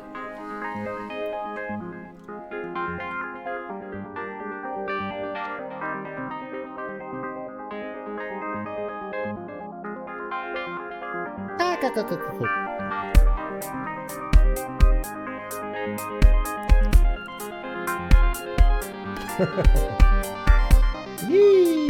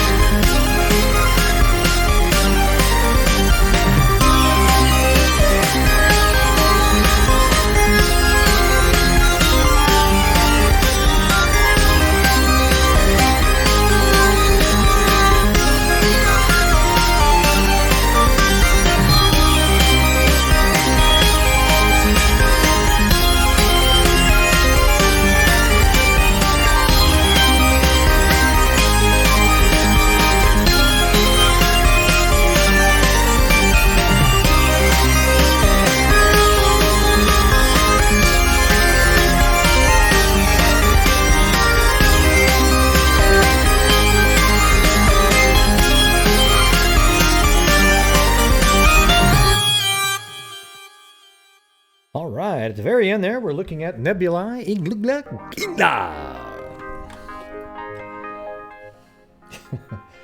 one of the more famous nebulae that you'll ever see. Not sure which one it was, but it's out there. All right, everybody, thank you all for showing up tonight and participating.